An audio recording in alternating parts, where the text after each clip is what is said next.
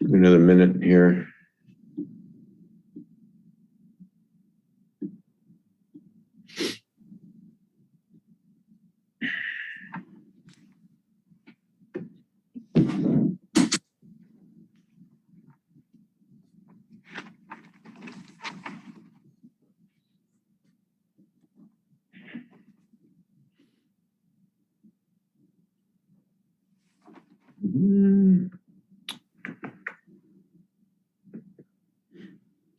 Well, I don't see Zane or Laura yet, but we can go ahead and start. We got a quorum.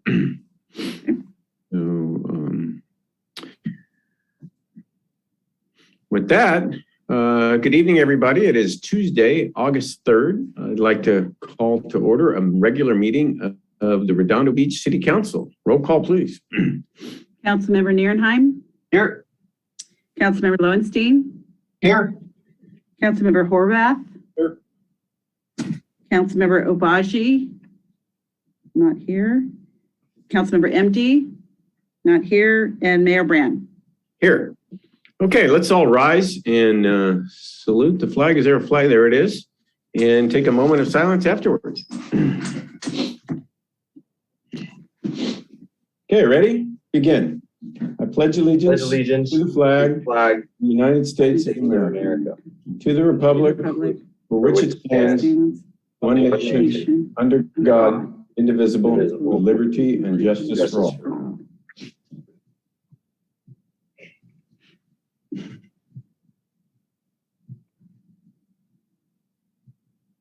Okay, thank you, folks. So announcements. Councilmember Nierenheim, do you have any announcements for the community, the council? I do. I have my community meeting coming up actually in 2 weeks. It's not this Saturday. This is the first Saturday of the month. So next Saturday, the 14th, and on the 16th, on the 14th, I'll have it at Alta Vista. We'll have it outside at 9:30 a.m. in the back of the park, as we have normally done for our outside meetings. And all are welcome, obviously. Please be respectful of others and do, the social distancing. And then I'll have another community meeting online on the 16th at 6:30. I will have a special guest. Hopefully, I don't want to say the name yet, but hopefully it'll be a name we will all know of. It'll be an elected representative at a state level, and I'm confirming the guest right now. So should be fun. We'll be going over all the items we've gone over the last month and looking forward. And I want to let everyone know this last weekend, we had the International Surf Festival down here at the beaches. Redondo had in the King Harbor, we had the first sailing event for King Harbor Yacht Club there. It's pretty exciting, pretty cool to see. But yeah, so other than that, I don't have anything else to report. Thank you. Okay, Councilmember Lowenstein. Thanks, Mayor Brand. I hope everybody's having a good summer. I actually will have another District 2 community meeting the same night as Councilmember Nierenheim, Monday, August 16th from 6 to 7:30 on Zoom. Can't wait to eventually do this in person, but we're playing it safe right now with the Delta variant. So 6 to 7:30 on Zoom. The details will be available on the council page in a day or two in terms of how to register for the event. And that's it. Thank you. Okay, Councilmember Horvath. Just a few things. Community meeting will be August 19th. That's a Thursday evening from 6 to 7:30 p.m. Topic, I'll make sure I have that information by next Tuesday's meeting. This Saturday, I think some of us have posted this online. There is a town hall regarding SB 9, SB 10. It's open to anyone that wants to join and learn about it so that you can advocate for yourselves as residents at the state level to the assembly and the members that are going to be deciding this in committee. And then there's one other meeting in case anybody's interested in it on Thursday the 19th as well. 9 in the morning, LA County is starting a meeting regarding redistricting. So now that the census is done, they will be talking about redistricting all the supervisor districts. And that eventually too, I'm sure Eleanor will be bringing back to us sometime soon. We're going to be discussing that probably here in Redondo as well, as everybody gets redistricted. So then Yeah, actually, that's the planning director. Actually, Brandy will be bringing. Okay, there you go. All right. From 10 years ago. I want to remember. And that's it. That's all I got. Okay, thank you. Councilmember Obaji. Hi, Mr. Mayor, Council. No announcements, just that my community meeting went well. Last week, we had about 30 attendees, despite it being the summertime and people being on vacation. There was an issue that came of concern to folks regarding the state bar's charges, and I've dropped a blue folder item, an explanation regarding those. I assure you that at the end of the trial, I'll be exonerated and the facts will not differ at all from what I put into the blue folder items. That's all. Okay, thank you. And to piggyback on Councilmember Narenheim's announcement about the peer-to-peer swim, a Redondo Beach resident won it for the umpteenth time, Ryan Bullock. I think his time was 30 some minutes. It's pretty amazing. Somebody swims from the Hermosa Pier to Manhattan Pier in 30 minutes, but he did it. He's my neighbor, and it's kind of interesting. Anybody wonders how you win something like that. You do it by training. Guy gets up at 4:30 every morning and goes to the pool. Every morning, except Sundays. So there you go. That's, if you want to win the peer-to-peer, you need natural talent and you need to work. So anyway, it's exciting that somebody from Redondo continues to win that. Also, I got the bad news today that the Riviera Village Festival is canceled this year. Very unfortunate. I know a lot of people are looking forward to that, but due to a lot of issues, vendors canceling, the new Delta variant, there's a lot of issues related to that. Sales are way down for the booths. So we got the word today that it would have been canceled if you guys were looking forward to that. So anyway, with that, Councilmember Amdes has joined us and Councilmember Obaji's joined us. Laura, did you have any announcements you wanted to make?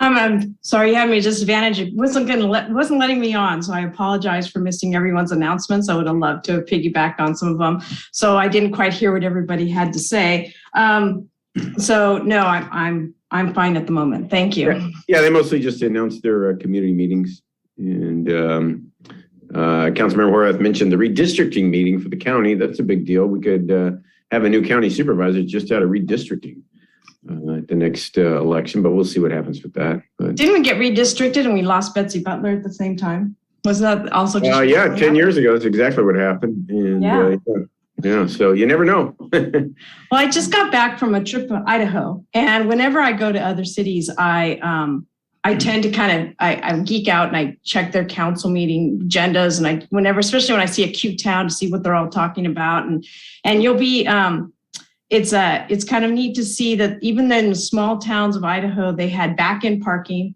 bike lanes, went through countless roundabouts and traffic circles. And so everyone's doing this kind of stuff. It's not just us. So exciting stuff. Yeah, need to do more roundabouts. Okay. You know, wherever there was a roundabout, there wasn't any traffic. I got to tell you. So. Does that mean they work, or does that just mean there's no traffic? They work. No, and the number one complaint of every citizen, traffic. Yeah. Traffic and parking. That's the number one issue. Traffic and parking, exactly. Okay, with that, moving along, approval order of agenda. Anybody have any changes they want to make or a motion to approve the order? So moved. Second. Okay, there's a motion to approve the order as is, seconded by Councilmember Lowenstein. Any objections? Okay, so ordered. First up is our regular meeting of the Community Financing Authority. So I'd like to call to order a regular meeting of the Redondo Beach Community Financing Authority. Roll call, please. Member Nierenheim? Here. Member Lowenstein? Here. Member Horvath? Here. Member Obaji? Here. Member MD? Here. And Chairman Brand. Here. Thank you, Eleanor. So approval order of agenda. Are there any Objections or motion to approve the order of agenda for this? So moved. Second. Okay, motion by Councilmember Horvath, second by Councilmember Obaji. Are there any objections? Okay, so ordered. Blue folder items. Are there any blue folder items for the Redondo Beach Community Financing Authority? No, Mayor, no blue folder items. Okay, we have 4 items on consent calendar.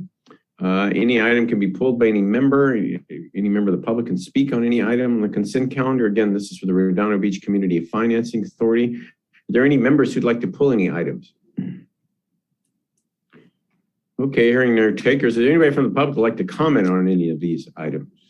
Mayor, I have none for the record. Okay, I'll entertain a motion to approve the consent calendar. Again, this is for the Redondo Beach Community Financing Authority. Motion to approve. Second. Okay, there's a motion by Councilmember Lowenstein, seconded by Councilmember Horvath. I'll do a roll call vote. Councilmember Narenheim. Aye. Councilmember Lowenstein. Aye. Councilmember Horvath. Aye. Councilmember Obaji. Aye. And Councilmember MD. Aye. Okay, I don't think you have anything to read, right, Eleanor? No, Mayor. Okay, public participation on non-agenda items. This is the opportunity for the public to speak on any item. Again, this is the Redondo Beach Community Financing Authority to speak on any item that is not on the agenda. So are there any members of the public who would like to speak on non-agenda items for the Redondo Beach Community Financing Authority? No, Mayor, we have none. Okay, well, with that, we have no public hearings, old or new business. Any referrals to staff? Okay, with that, I'll entertain a motion to adjourn to the next meeting, which will be August 17th. So moved. Second. Okay, motion by Councilmember Obaji, second by Councilmember Horvath. Are there any objections? Okay, so ordered. So next up is a special meeting of the Redondo Beach Housing Authority. So I'd like to call to order Redondo Beach Housing Authority. Roll call, please. Member Narenheim. Here. Member Lowenstein. Here. Member Horvath. Here. Member Obaji. Here. Member MD. Here. Commissioner Linez. Here. Commissioner Vogosang. Looks like she's absent. And Chairman Brand.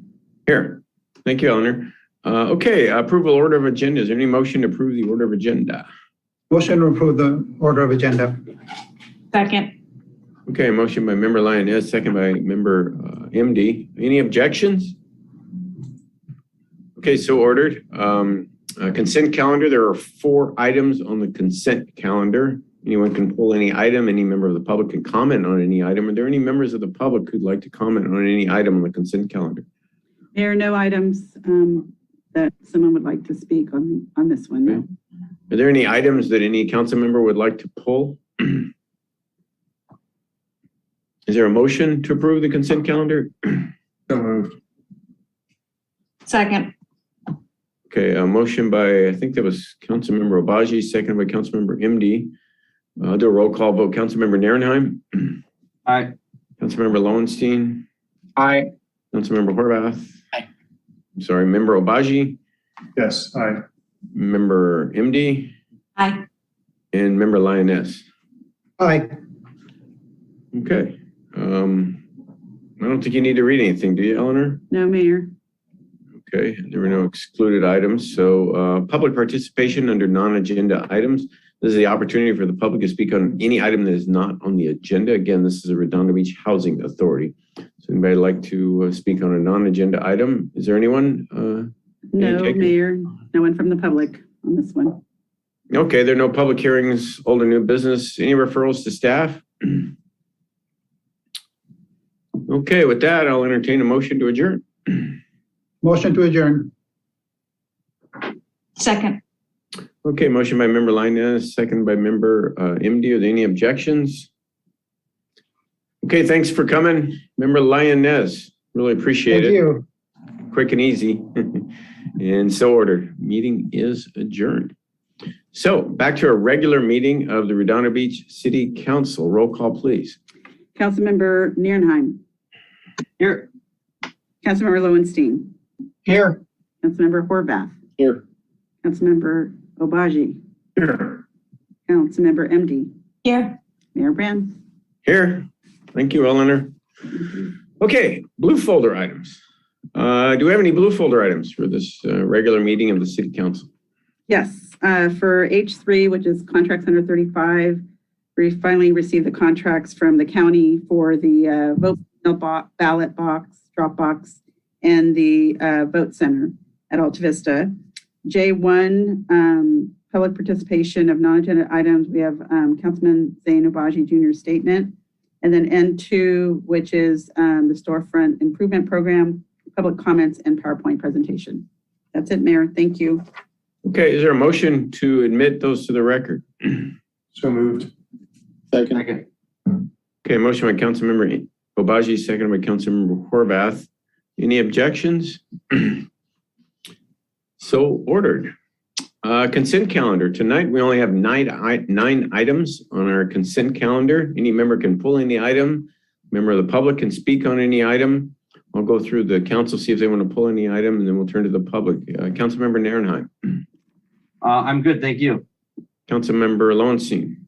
No, thank you. Councilmember Obaji. No, thank you. Councilmember Horvath. Sorry. And Councilmember MD. No, thank you. Okay, I want to pull item H5 just for a brief discussion about NetFile. Sure. Are there any comments from the public? Let's see, I have none, and let me look. Any comments? So hold on 1 second, I'm sorry. And I think that we have one e-comment. So we have an e-comment for H9. Okay, Submitted by Laura Zahn. Interesting that BCHD is awarding grants utilizing taxpayer funding, as the major portion of BCHD's budget comes from property taxes in the 3 beach cities and then awards them to a property tax finance department. Does this make any sense?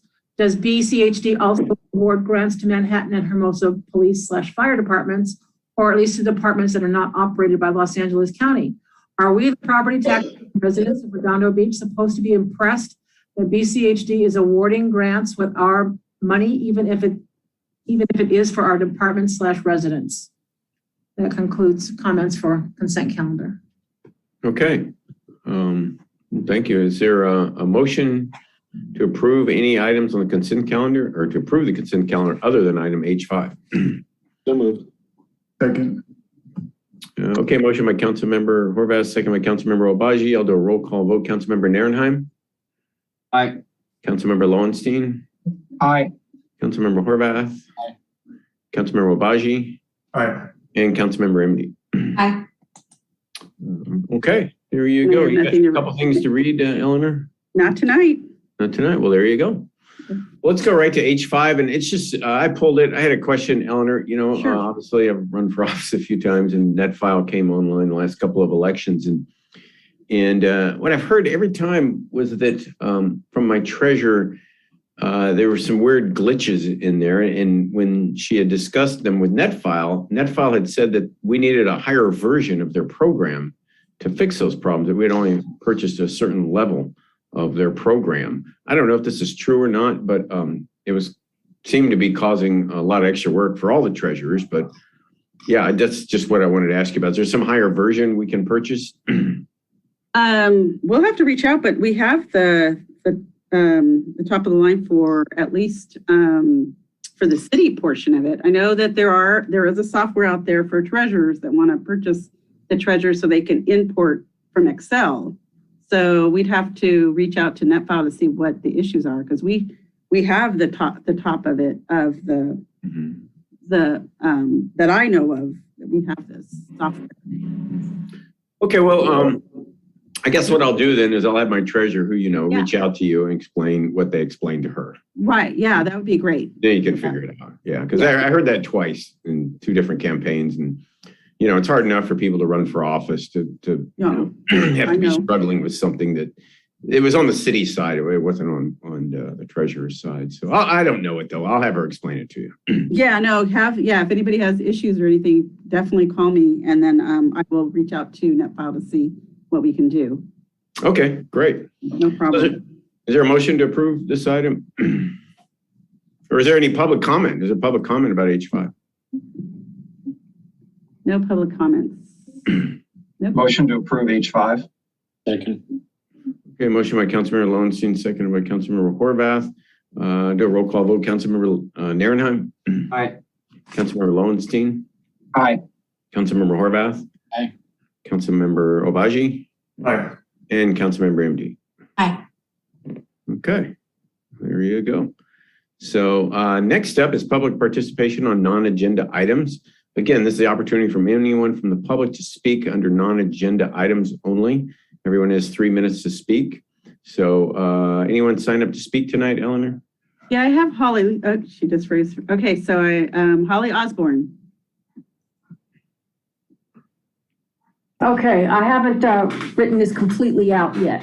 But anyway, I want to talk about setbacks. And what inspired this was I was reading the housing element, and it said if you're building a house in between two properties, one on each side, your setback has to match that. Okay, you can't have yours sticking out like a sore thumb. And I thought, wow, that's a really nice requirement. Okay, and then I started thinking about a property that's across from a grocery outlet. Okay, now I'll get to that in a minute, but they've got a setback, but they've paved it over legally with total concrete. And if you walk down the street, it's just north of grocery outlet. They're nice people at grocery outlet, go there and buy stuff. But if you walk across the street, by the apartment complex that's totally paved, their whole setback area, you will see a noticeable difference in temperature. So I'm requesting everybody that's got a thermometer and a curious mind and kids that need a science experiment, go stand in front of the lot that's totally paved over and take the temperature, and then just go down to the next house that has a tree and take the temperature and see what the difference it is. It's the difference between being bearable and hotter than Hades. Now, why am I bringing this up? Because there's two bad bills, SB 9 and SB 10. And they say, oh, and both of those bills want to cram more stuff on your lot. And whenever they present it, they say, oh, but don't worry, you can still keep your setbacks. But there's a little asterisk they never tell you about when they're giving their bill, that you can't keep your setbacks if it prevents you from building what they tell you you have to build. And guess what? Redondo has small lots. We're not going to be able to keep our setbacks. So if you don't want your sidewalk to be like what is opposite grocery outlet or just north of it, okay, then you need to get busy and writing against SB 9 and SB 10. They should be preserving setbacks. So the councilman from District 3 announced the town hall this Saturday at 10 o'clock. Thank you, because I would have announced it if you hadn't. I hope all the councilmen, council people, inform their members how to get onto that Zoom meeting. If you don't know how, send me a notice and I'll send one that you can forward. But anyway, thank you to the councilman from District 3 for announcing the meeting. And the thing of it is, not being able to preserve setbacks is going to kill Redondo. That's it. Okay, thank you, Holly. I would argue there's more than two bad bills up there, but yeah, we all get the gist. So, any other comments, Eleanor, under non-agenda items? Yes, we have some e-comments. Vicki, if you can please read those. Thank you. First submitted by Michael Sachs. I hope you are all having a good and healthy summer. From 8 p.m. July 11 to 4 a.m. July 12, approximately 17 million gallons of raw sewage were spilled into the ocean from the Hyperion plant in El Segundo. The Department of Public Health did not send out a formal public notice until around 5:30 p.m. July 12. Please add your voices to the chorus of others in demanding answers of how the failures relating to the release from the Hyperion plant and the delayed notification from the Department of Public Health occurred. Please let the LA County Board of Supervisors know that these failures are unacceptable, and our city and other cities in the South Bay request timely results and solutions from the investigation so these failures never happen again. Thank you for your service to our city. Next, submitted by Erica Snow Robinson. I call for the immediate resignation of Mr. Obaji, who has been found by a Superior Court judge to have committed serious ethical breaches, 7 of them in case number BC 700046, Dominguez versus Obagi et al. So much so that in the statement of decision at one point it says, and I quote, "Here, Dominguez has proved that Obagi breached his fiduciary duty of loyalty. In fact, it is difficult to conceive of a greater breach of the duty of loyalty than an attorney who sues his former client in the same matter, in which the attorney formerly represented the client." It also states, quote, "More significantly, Dominguez has suffered damages because Obagi put the interests of Cullen and himself above those of Dominguez and failed to pay Dominguez then that $515,000 he was owed," end quote. The act of moral turpitude, a phrase which describes an offense or crime that is vile or an insult to morality and typically involves fraud, dishonesty, or anything that goes against the norms of society, is most disturbing. And if this is how Mr. Obagi conducts himself professionally, in my opinion, he cannot be trusted to act in the best interest of our residents, and I ask that he step down immediately as a city councilman. Next comment is submitted by Leslie Campeggi. Since there is a comment intending to solely cast council member in bad light, please give equal time by reading the blue folder items submitted by Mr. Obagi. Here are some of the salient points he makes. It is important to note that bar website disclaimer, any posted notice of disciplinary charges, conviction transmittal, or other initiating document contains only allegations of professional misconduct, presumed innocent until charges have been proven. The allegations are that I did not disperse monies to an individual who was a former client, which is defensible, and instead wired monies to my client's new attorney's client trust account on his demand, that I represented one client against a former client without informed written consent. I vehemently deny the bar's characterization and charges and have retained a career state bar prosecutor to defend me. The events transpired between 2017 and 2019. Partners in one aspect of a cannabis dispensary hired me to represent the dispensary in a sale. I did. Eventually, the buyer breached the agreement. While gearing up to file suit, the partners had a split. One partner to represent the other. I did, not having any confidential knowledge that would give unfair advantage by having me as his counsel. After the most rigorous, active litigation of my career, the case settled on the record before the judge presiding over it. In the lead up to the deadline, I got married and went on my honeymoon. During that time, senior counsel at my firm consummated the dispensary sale. With disputes as to whom the money belonged, I deposited $532,000 with the Superior Court in an interpleader action. The rest I remitted to the person to whom Cullen said it belonged. In the Dominguez suit, my insurance-appointed counsel was ineffective, did not do discovery, and did not designate an expert. Dominguez was awarded a $700,000 judgment, which insurance paid.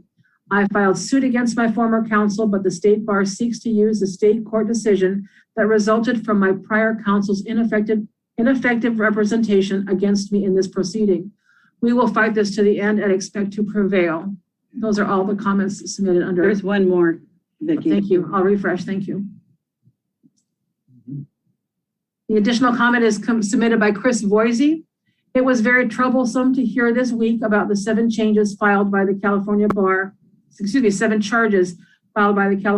against Councilman Obagi. It reminds me of a time about 2 years ago when Mayor Brand and Councilman Narenheim prematurely accused me of violating an ethical issue that was not finalized by the court, demanding my removal and ultimately requesting my resignation from the GPAC. The ruling they referred to at the time was preliminary, not finalized. The same ruling that the Los Angeles courts later struck down by a panel of 3 judges.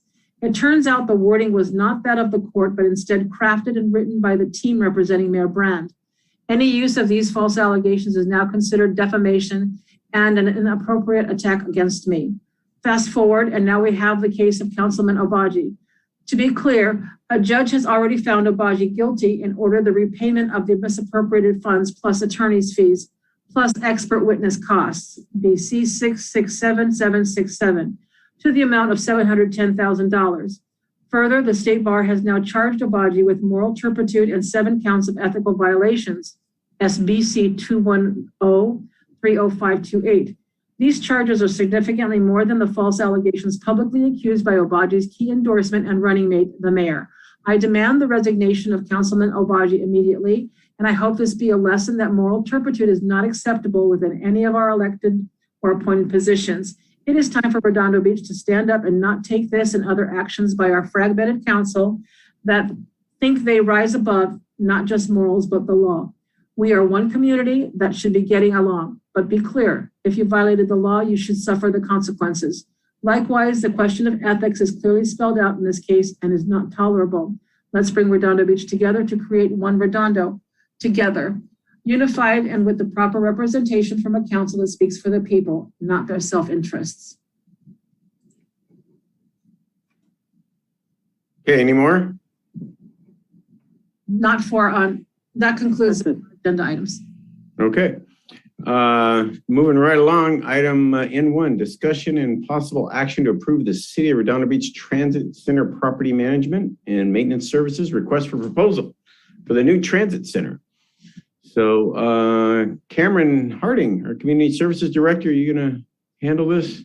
Thank you, Mayor. Actually, we have our transit manager, Joyce Rooney, who will be making the presentation. And as you can see, she's pulling up the PowerPoint right now. There it goes.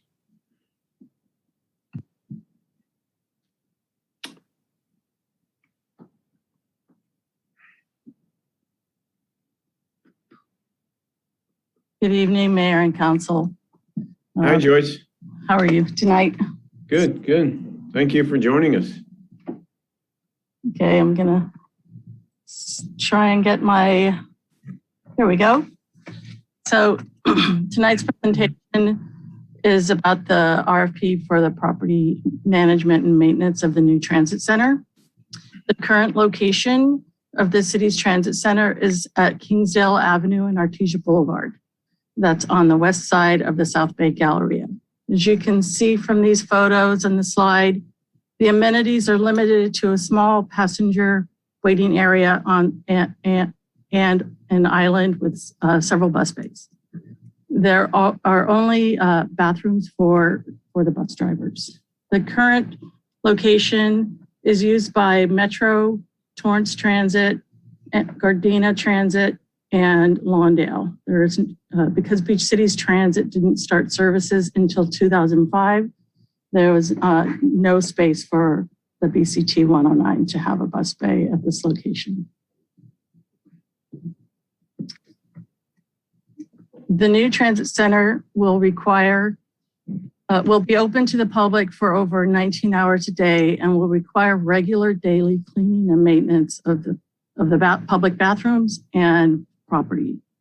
Because we have limited staffing in both the Public Works Department and the Transit Division, we're recommending that the city issue an RFP to perform these services.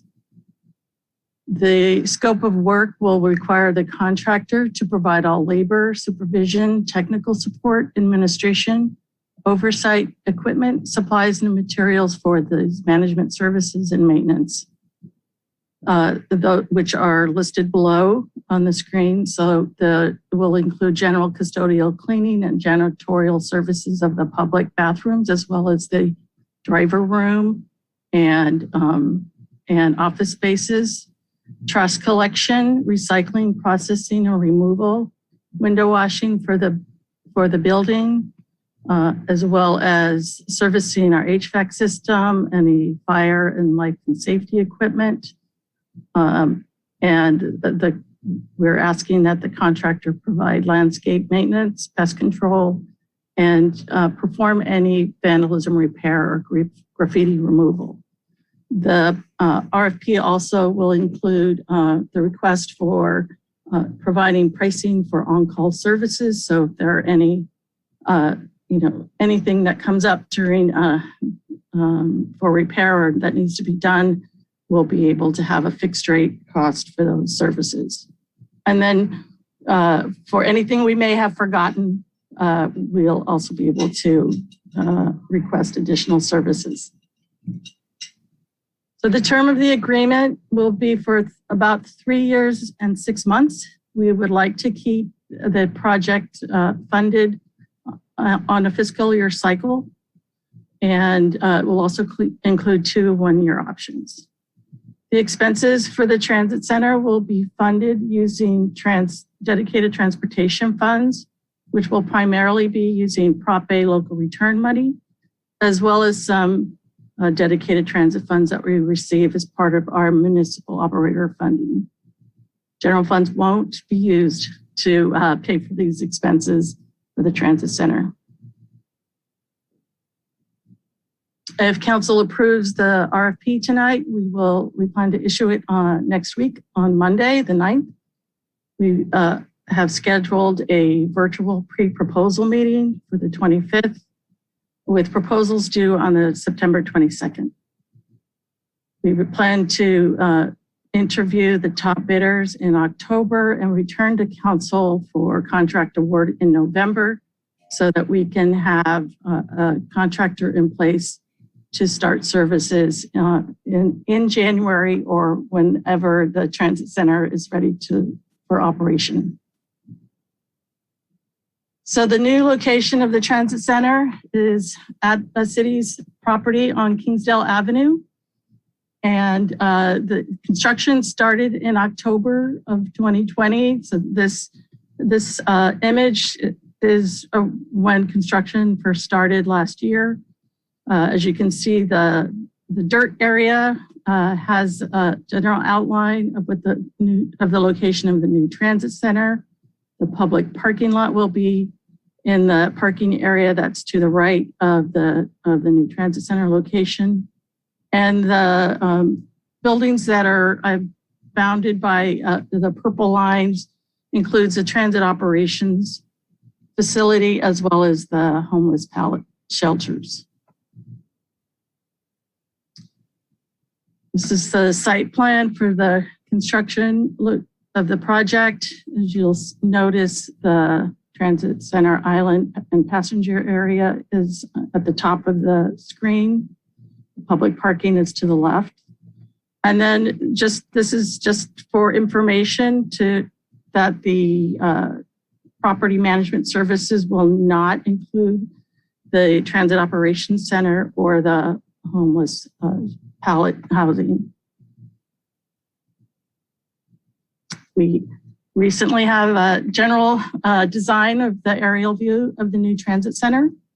The plan is that the buses will enter from the south side of the transit center and loop around to exit on the north side of the facility and exit onto Kingsdale Avenue.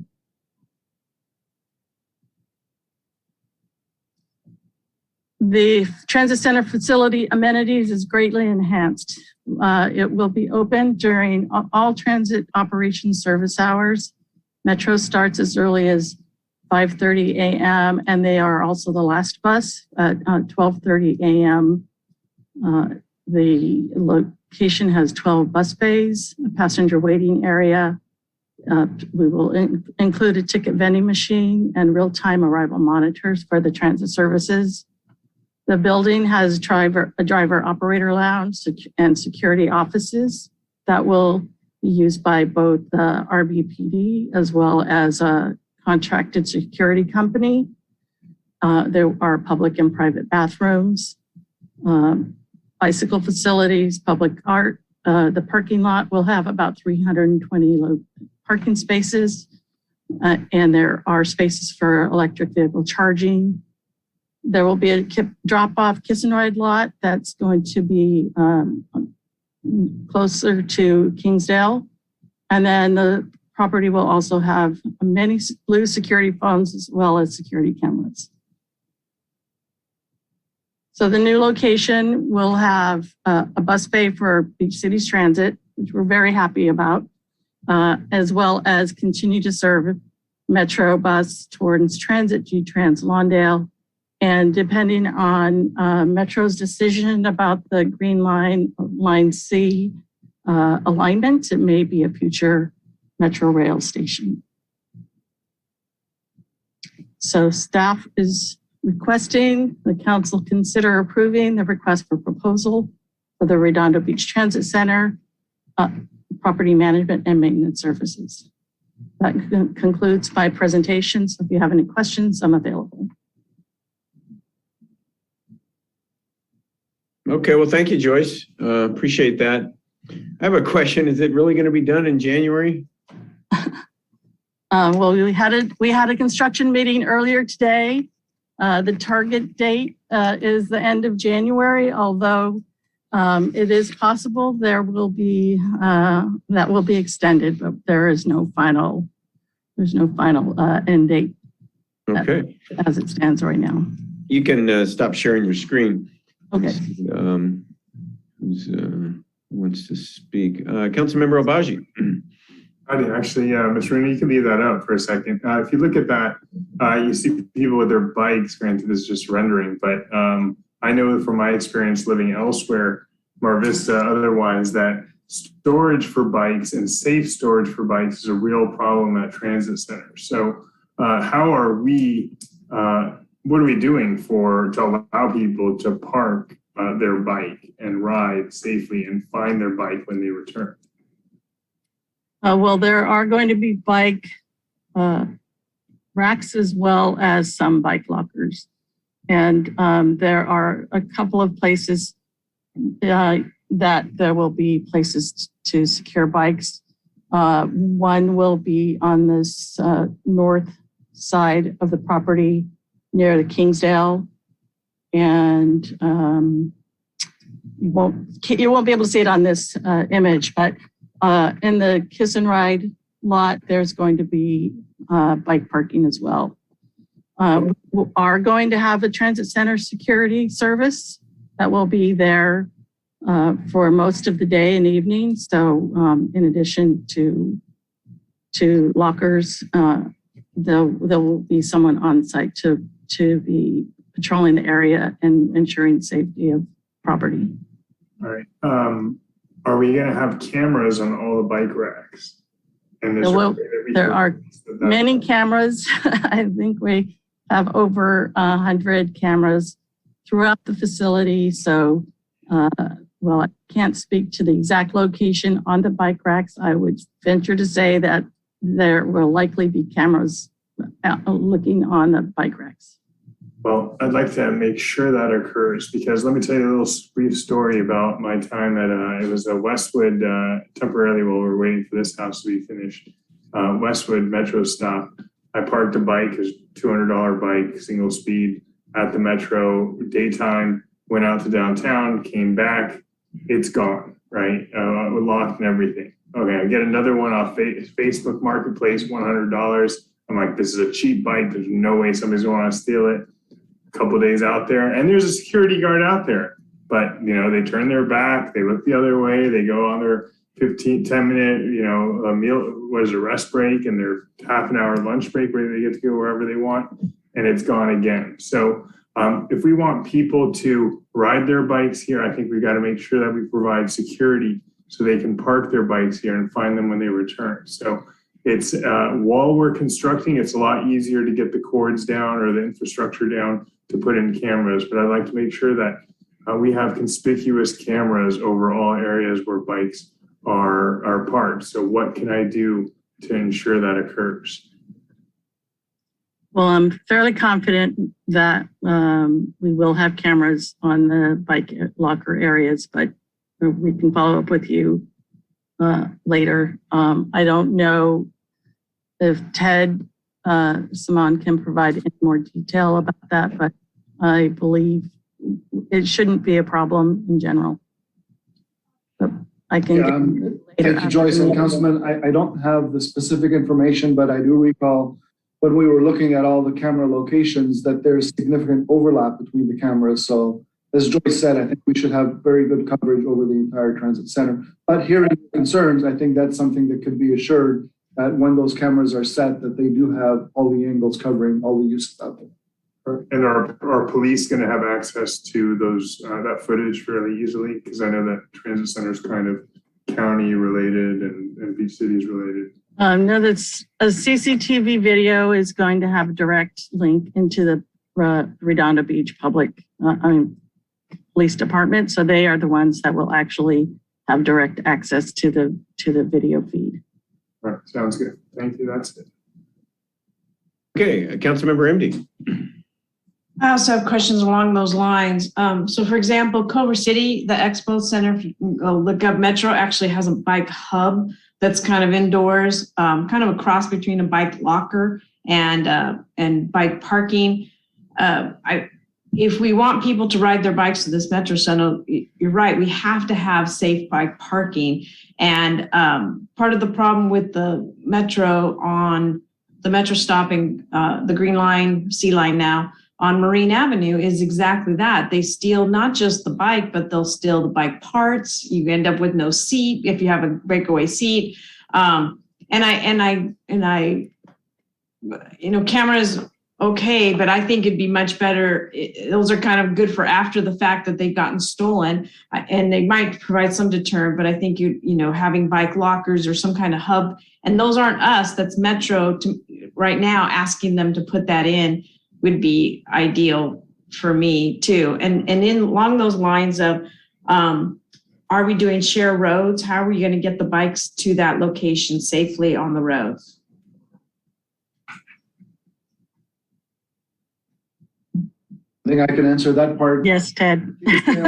Yeah, Kingsdale is part of our South Bay Bike Master Plan network, and therefore it'll be integrated. Phase 3 of this project is going to have the resurfacing of Kingsdale, and we'll be addressing the ability to incorporate a Class 2 or higher facility on Kingsdale, if not a Class 3.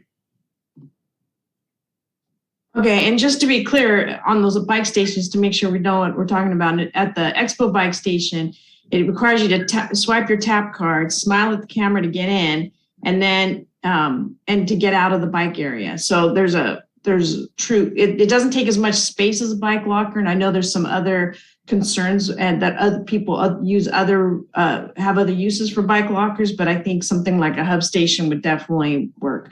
The idea is, the goal is we need to make these bikes as safe as possible, otherwise people won't ride their bikes there. Thank you. Ted, is it too late to have that as part of the transit center? To have the integration of the bike security system that Councilman is talking about? Well, we can explore it. I don't know what's in the scope of this current contractor versus materials that was going to come after the construction contract is completed. We can go through that with Joyce and see how we could address that and incorporate it into the center as it's being completed. Yeah, because if it's due to be completed in January, I would imagine if it's not part of it, it would be a major change order to do something like that. Yeah, a lot of times this is, furniture, if you will, that gets added onto the site and not necessarily part of the construction contract. But again, we will work with transit to make sure that we address the needs that the council is saying. And specifically Metro, because they will provide these things. So let's make sure that they know we're interested in that. And then my last point, there's no, I know at the Torrance Metro station, they have a picture of it's a really nice, beautiful picture of what their metro stations or transit center is going to look like. We don't have any kind of picture like that in front of our construction site, so that people don't really know what's going on there. And is there any way we can kind of do a show off picture of what it's going to look like so people understand what's going to be there? We can definitely do that. We'll look for a high resolution image, if you will. I'm not certain that I had one the last time that we had spoken or communicated via email, but if we do, yes, that's something that we can blow up and place out there. Great, thanks. Okay, Councilmember Nairnheim. Thank you. Sorry, I'm unmuted. I just want to reiterate to the point of the bikes. Having cameras is not really a huge deterrent. I have plenty of people who have their bikes being stolen on camera, get the faces, watch the whole incident. That's not a deterrent by people nowadays anymore. In fact, they just wear masks and they wear hoods and they take it. I know somebody who had their $3,000 bike stolen from them recently.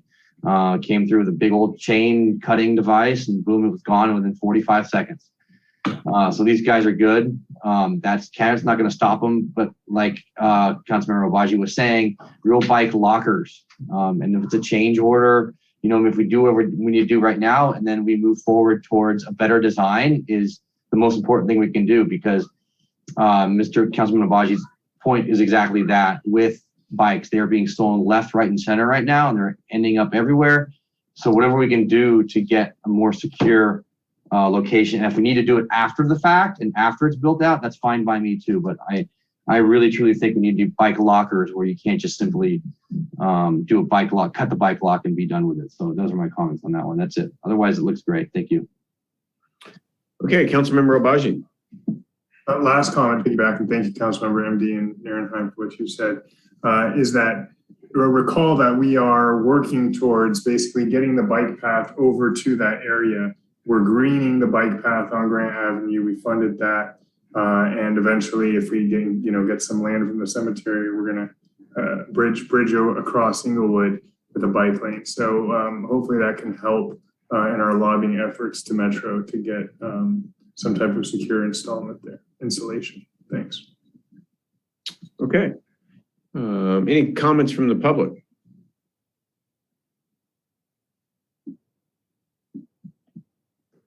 Eleanor, any comments from the public?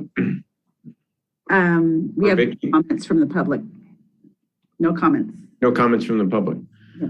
Okay. Well, I guess with that, I'll entertain a motion to approve. Second that. I'm sorry, was there a motion? I didn't hear. Yeah. Councilman Horvath made the motion. I seconded it. Okay, great. With that, I'll do a roll call vote. Councilmember Narenheim. Aye. Councilmember Lowenstein. Aye. Councilmember Horvath. Aye. Councilmember Abaji. Aye. And Councilmember MD. Aye. Okay, here we go. Do you need to read anything, Eleanor? No, Mayor. Yeah. Nothing today. Okay, next up is discussion and possible action regarding the fiscal year 2021-2022 storefront improvement program for Artesia Boulevard and Aviation Boulevard. Something we've been doing over the last several years, which has been very successful. So Stephen Proud, Harbor and Economic Director, were you going to handle this? I will, Mr. Mayor. Thank you. Mr. Mayor, members of the City Council, for the record, Stephen Proud, Waterfront Economic Development Director. Wanted to come to you tonight to talk about the Storefront Improvement Program. As you know, as part of your budget action that you recently took, funding was restored for the Storefront Improvement Program. So we thought we would bring it back to you for a review. Some of this may seem repetitive, but we wanted to at least give you another opportunity to review the programmatic elements of the Storefront Improvement Program and provide an opportunity for you to give us any direction or new direction that you may have in terms of the parameters of the program. I am joined tonight by Elizabeth Haas, who is the mastermind of the Storefront Improvement Program. So she's my colleague here in the Waterfront Economic Development Department. So if you have any difficult questions, I'll have to turn to Elizabeth.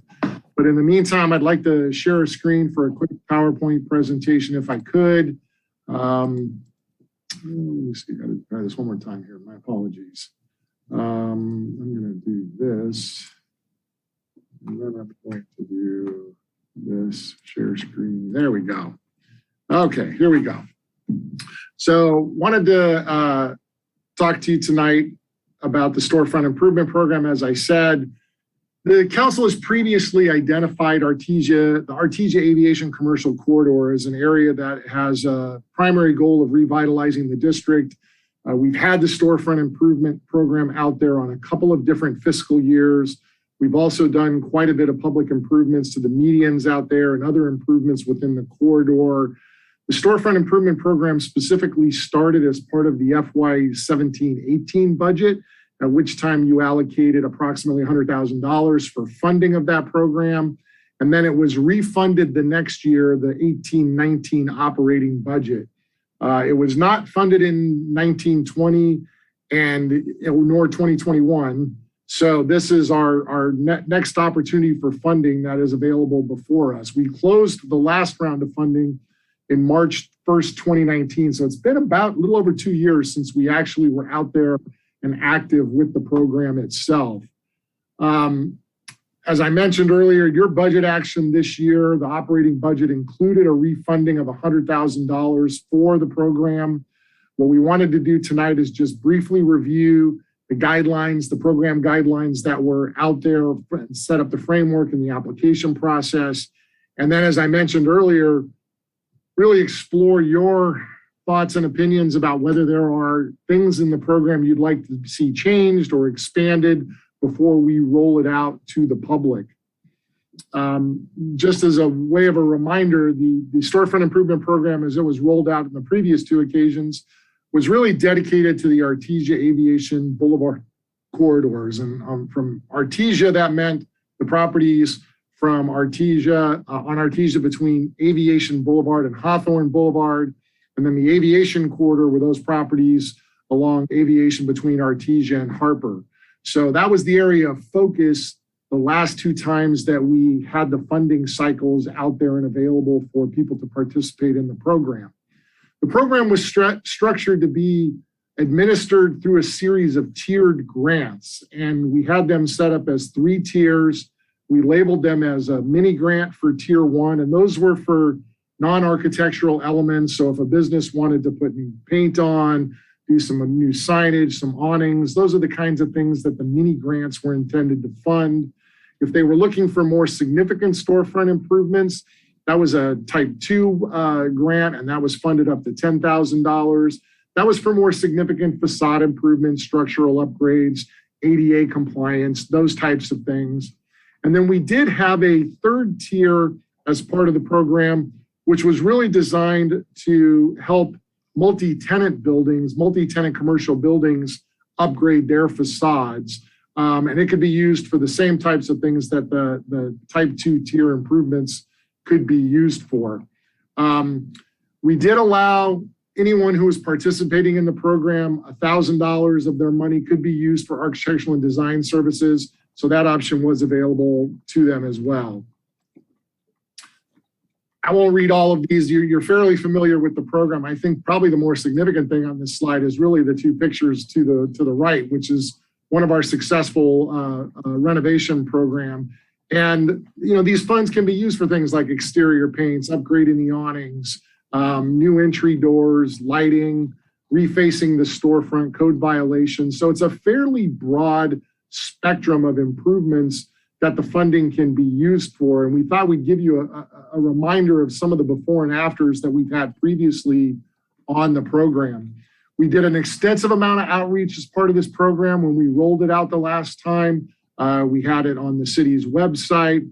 When it was structured to be for the Artesia Aviation Corridor, we did outreach through the NRBBA, the chamber, local business groups, and then really just some really good just shoe leather outreach, going out and doing in-person outreach along the corridor, visiting the businesses, and trying to touch them in a personal way as best we could as part of that program.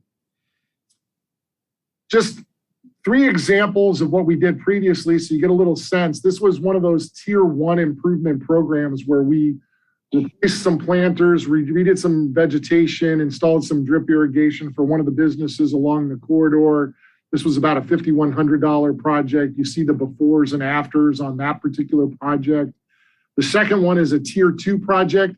This was really more of a complete facade overhaul. And I actually think this is one of the more dramatic types of projects that can be achieved through this program, where really the whole front elevation of the building was changed, where you see the before and after here. So really can make a dramatic impact in terms of the buildings, the quality, the experience on the street from this type of program. And then finally, one of our multi-tenant tier program recipients, where there was another facade overhaul, refresh of the colors, new signage, really gave it a fresh look from the street. And you can actually see, love the after picture where you see some of the new landscaping that was also installed in the median as part of the Artesia Boulevard upgrade there. So really does give it a nice, fresh look for the corridor itself. What we're looking to do for this year, subject to your approval and comments, is to start the application process fairly quickly here on August 16th. So really get right into it. We're looking to make sure that anybody who wants to participate in the program, it's very important that they call our office, talk to Elizabeth, make sure they really understand the components of the application before they submit. We run the application process. This is similar to what we did in years gone by till around November 1st of 2021. Then we start an internal review process. We have a committee. It's usually myself, Elizabeth. We have the community development director, assistant city manager, public works director. We all get together. We review the grant applications themselves, and then we settle on the pool of applicants that we would like to recommend to you for final grant approval. So what we're looking to do tonight is really get some feedback from you to see if there are any changes you would like to make to the program itself. And probably there's two that we would think of off the top of our head. There may be others that you may want to consider. One would be, I'll take the second bullet first, is do you have any desire to expand the program beyond the boundaries of the Artesia Aviation Corridor? There was a budget response report that was done, I believe, as part of the 1920 budget process, where our office did provide, and that was attached to your staff report, our office did provide some background on expanding or potentially expanding the program to be more of a citywide program, which we could certainly do. The other thing that you might want to consider is increasing the tier funding caps. And I can go back to that slide if you'd like me to, but they're at $2,500, $10,000, and $15,000. We could add a little bit of the tier funding caps. I do think there's a little bit of a relationship between these two items. If you want to expand the program boundaries beyond the Artesia Aviation Corridor, we may see a new pool of applicants that we didn't previously see. We beat the bushes pretty hard on the Aviation Artesia Corridor the first couple of rounds. There may still be some businesses out there who'd like to participate in the program, but if we go to a citywide program, we may see a broad pool of applicants. And so if you raise the caps, that may reduce the number of grant opportunities that there are. So there is a relationship kind of between those two concepts. So we're here for you tonight to really answer any questions you might have and to take any feedback that you'd like to give us for the Storefront Improvement Program before we roll it out and open it up to the application process to make sure that we're capturing the intent of the budget allocation that was granted to us this year.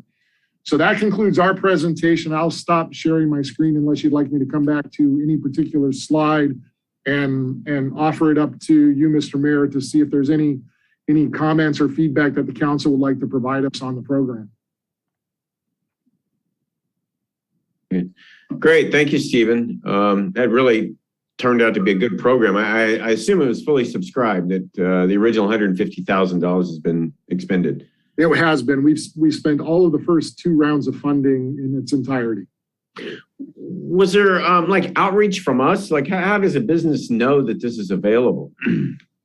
So we did a fair amount of outreach, both at the business, we try to use the business network as best we can, whether that be the chamber or the NRBBA that service that area.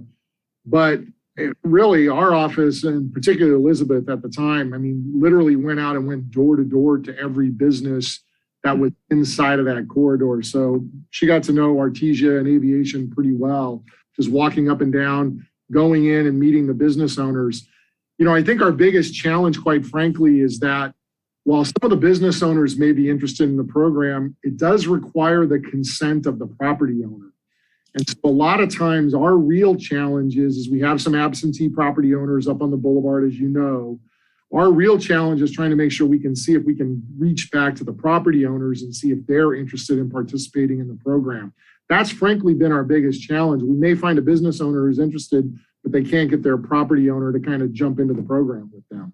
Mm-hmm. So you had the tier and you guys would probably be the best ones to determine if those sort of tiers are appropriate. We're not familiar with what ratio of tiers were utilized, and maybe they need to be increased. I would put that to you guys and say, what did you see in the application and what was awarded? And was there some kind of, barrier to certain people that maybe we could may open it up more? It seems very comprehensive already, frankly.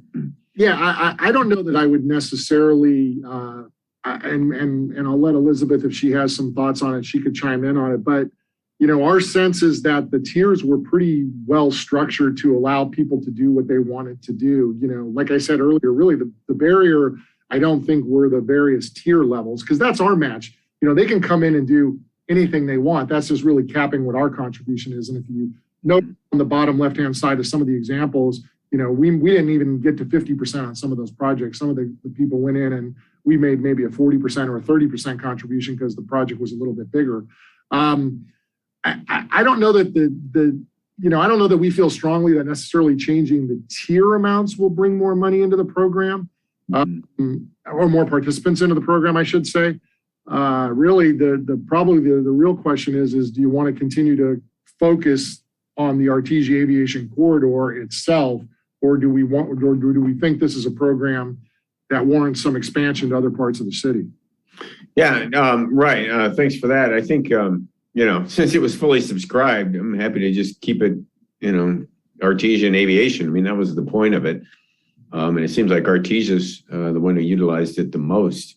Yes. Much on aviation. So, which got me to the questions about outreach, how many businesses and property owners on aviation are aware of this. So, but anyway, thanks for those comparisons. It's very helpful. It's the kind of thing we approve and then, it gets fully subscribed and we don't see the results. So I really appreciate those before and after pictures. That was great. Okay, Councilmember Narenheim. Thank you, Mayor Brand. We're all politicians. We're all going to try to take credit for this, but I think we can really thank Councilmember Obaji for making this come through the second time around now, because he's the one that moved that money around for this out of the budget, this year's budget that we voted on and approved. So that's great work. Now, I would like to throw a little bit of caution to this and just kind of ask Stephen or Elizabeth, we're going to be spending public monies on storefronts. And we've learned last time that massage parlors were allowed to be part of this program, that, BC's Health District was part of the program. Major corporations, very large corporations were part of the program. They can definitely afford to do the full payment themselves, but instead, we're helping them. And so number one, is there a way we can massage this to more focus on the smaller businesses along the corridor there? And number two is, how do we know their return on investment and that it's there, that we're getting some money out of it, that we are actually, this is public money. So what is our ROI on that? I know it's a little more difficult because of COVID, but what things can we put in place to do those two things moving forward? I think let me take the second one first, because I do think, and then maybe I'll turn to Elizabeth on the second one, but return on investment, as we've talked about the couple of times that we ran the program previously, is really difficult for us to measure, because we aren't just limiting the improvements to, say, businesses that generate sales tax for the city, for example, where you might say, hey, is it possible for us to see what that business did before the storefront improvement was put on, and then how did they do after the storefront improvement was put on, and look at if there was some kind of increase in sales tax activity. As you will see from those examples that we showed, as well as some of the other storefront programs that we did, some of the buildings we did, it ranged from offices to multi-tenant to retail to restaurant to service. I mean, it ran the gamut of different kinds of storefronts. The one thought I had is we could, and I don't recall whether we currently do it or not, but we do have the best measure would just be revenue, with sales tax revenue, to see if that's increasing or not. What we could do is perhaps we have a company that generates our sales tax reports for us on a quarterly basis.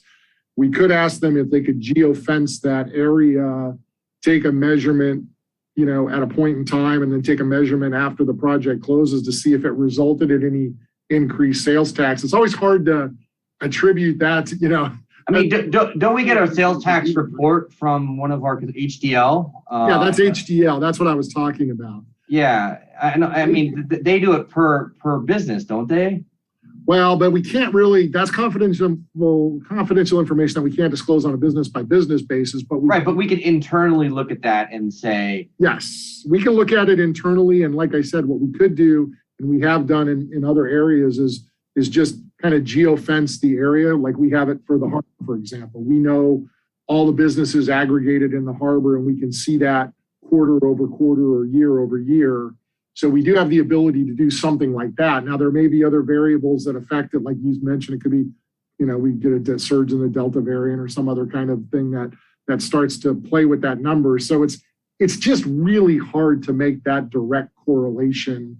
It's really could we include in the program for us, instead of giving direct monies to the businesses, say, hey, we're going to give you a $115.37 credit for the fire department inspection program, give you a $50 business license credit, and count those monies towards that. If you guys want to have an event along Artesia Boulevard, and we're going to give you, $7,000 of police credit, and I can't keep that in the program. Put that in the program. I would say that's not really the intent of the storefront improvement program. I mean, if you wanted to, and this is your choice, but if you were going to sequester money for other types of activities on Artesia Boulevard that weren't the storefront improvement component, that would be a different program that we would have to talk about. Okay. Our goal, the goal of the storefront improvement program when we initially started it, and it continues, is to really try to upgrade the physical appearance of Artesia Boulevard to make it a more attractive pedestrian destination, to make it a more attractive shopping destination, dining destination, and really upgrade the look and feel. And that's really the intent of the program. That's why it's a little bit of an intangible in terms of how you measure its success. It's really, you go up there and you really see a difference in terms of the quality of the experience of being in that physical space. Okay. And to the first questions, can we more for the program? Yeah, we do. The program does, and Elizabeth, you may have to jump on and help me. I do know that the program does have, because I haven't reviewed the real nitty gritty of the guideline on this particular issue. We were trying to restrict chain access, like corporate access to that. But that was my recollection. And, there were a couple of other smaller guideline restrictions in terms of use of the money. But yes, we did not try to go business by business. So we did have a massage parlor that wanted to upgrade their awning that did get a grant from us. We did have the Beach Cities Health District upgrade one of their buildings that got a grant from us. So we weren't necessarily trying to really fine tune which businesses would get it and which ones weren't. We were trying to keep it out of the corporate situation because we felt like they really weren't the kind of entity, as you stated, that really needed public assistance to upgrade the facade of one of their multi-chain locations. Okay. So that restriction is in there as well. And Elizabeth, I don't know if you could mention if I'm missing anything else, but we did restrict national chains from applying in the first round, but we opened it up to them in the second round. Oh, okay. So we do have the option of limiting the program. If we wanted to do that, we can be more specific about what types of businesses we want allowed to partake. But that's up to you. Okay, that's it. Thank you. Okay, Councilmember Lowenstein. Yeah, thanks, Mayor Brand. Well, the first question I had was related to return on investment. So Councilmember Narenheim asked that question. Second question I have is related to Artesia versus aviation, realizing that Artesia is longer, and so there's obviously more businesses along that. But it seems like we haven't had as many takers on aviation. I think it was AIM Mail Center might have been one of them. Can you guys comment on that? What can we do to entice more people along aviation to take advantage of this program? Elizabeth, do you have any thoughts? I mean, Elizabeth's the one that really interfaced with the businesses out there. I do know we have a couple of takers on Aviation Boulevard, and your initial conversation is the right one. I mean, we just by sheer volume of businesses, there are way more on Artesia Boulevard than there are on Aviation, because we're really dealing with one side of the street for a large portion of Aviation Boulevard. So it's not even the two-sided street phenomenon that we have on Artesia. But Elizabeth, I don't know if you have any thoughts on conversations you had with some of the businesses along Aviation Avenue. We had some interest from 3, I believe, but one of them just didn't follow through with the application, didn't submit one. And then the other ones just never completed the project. But I think it's just a matter of that there just aren't that many businesses along that corridor. Right. Okay. The last comment I'd like is, even though this was obviously a good program for the Aviation Artesia corridor, I would like to see this expanded to the rest of the city. PCH needs some help. Catalina needs some help. Even some of the businesses on 182nd would need some help. So, and the pier. I mean, the pier, the businesses on the pier, their marquees are in really bad shape.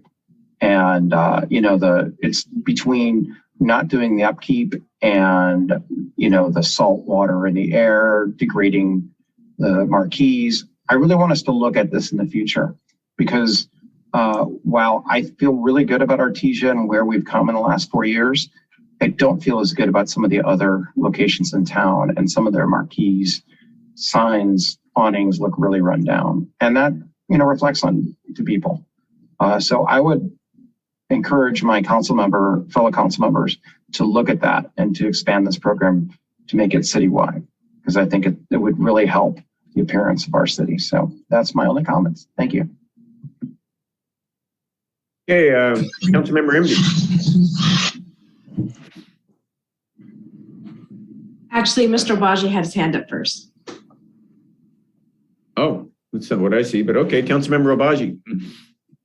I put it down so that Councilmember MD and everybody else could go first, since you guys have more experience with it. But anyway, my 2 cents are, I would like to see it not go to the chains. I'd like to see it go to the mom and pops that are actually on the street front, right, rather than set back behind a parking lot that are more visible. And I'm open to it going to the rest of the city. If we really exhaust on Artesia Boulevard and Aviation, we can't spend, there are no more takers, like you said, Mr. Proud, that you've pounded, and you basically got all the people who possibly want to do it. But I'd like to maybe go through this window first, exhaust this, see what we can do in this period of time. I heard you say that the window's going to open in August, and then when does it close?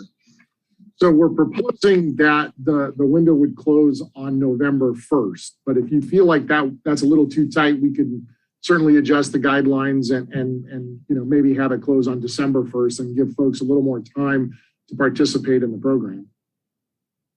No, I mean, I'm fine with that. And then just if there's money left at that point, then we bring it back for the purpose of basically opening it up for the rest of the city and seeing under what guidelines we'd want to do that. But you're fine with what, November 1st or December 1st? November 1st. I mean, people who want to improve between August and November should know that they want to improve their storefront when there's this free money out there, or else they're not going to. And I'll certainly be proactive in going out to those businesses that I see that could improve their storefront. I'm sure that you all will too.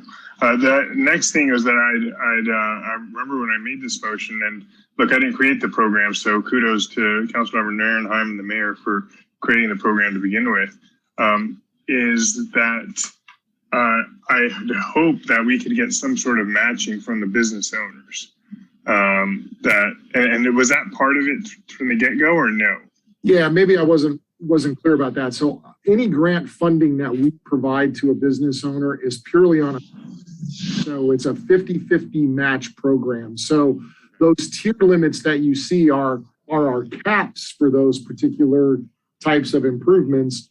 But if somebody wants to do a $5,000 improvement, that's a tier 1 improvement, and they put in $2,500, we'll put in $2,500. But absolutely, ours is a 50% match up to tier limits. Okay, and then we're not eliminating people because they previously participated in the program, right? Well, we haven't. I don't know that we've had that conversation yet. So that's a great policy question for you all to consider. Frankly, we hadn't really talked about that in our office. If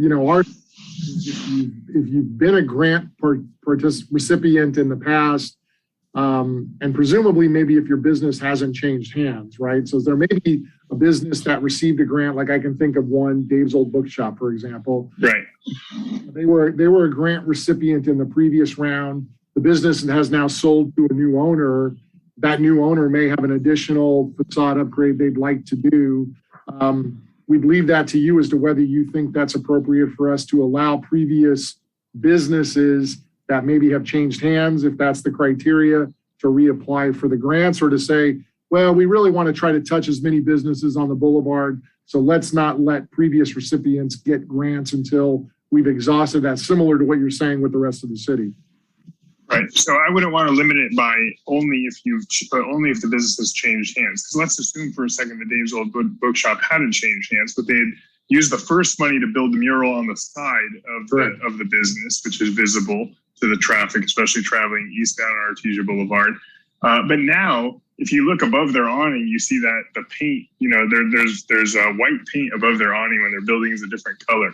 And they definitely could improve their awning and their storefront rather than that side that's highly visible. So if somebody's willing to invest in their storefront and they need that little nudge of us matching them to continue to do that, and in my opinion, we should continue to do that. So that would be my take on it. So that's about all the commentary I have on it. Thank you.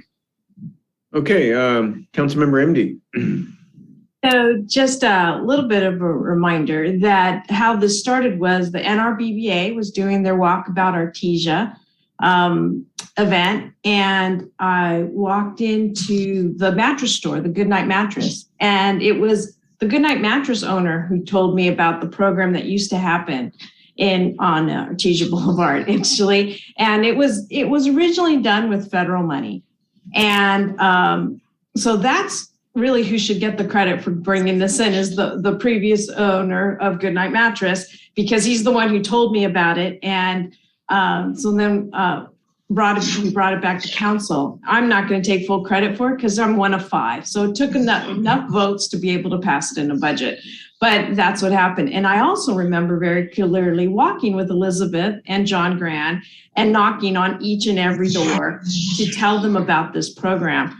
I don't plan on doing that again. I'm assuming that Elizabeth we did the initial outreach to every single business on Artesia Boulevard, and I'm sure she kind of took the ball from there and did very well at maintaining a relationship. I'm glad to hear that you're willing to allow people to do it again, because technically it is a whole new program. Another example would be Redmond Lock and Key. They did the program and then they came back going, hey, I'd like to do more. I'd like to change something. He didn't really quite care for something. And we had told him no. And I think he still owns that business. I know he sold his house, but I don't know if he sold his business. And so anyway, I think I'd be amenable to that if they wanted to do more, change more. I definitely would let staff be in charge of that per se.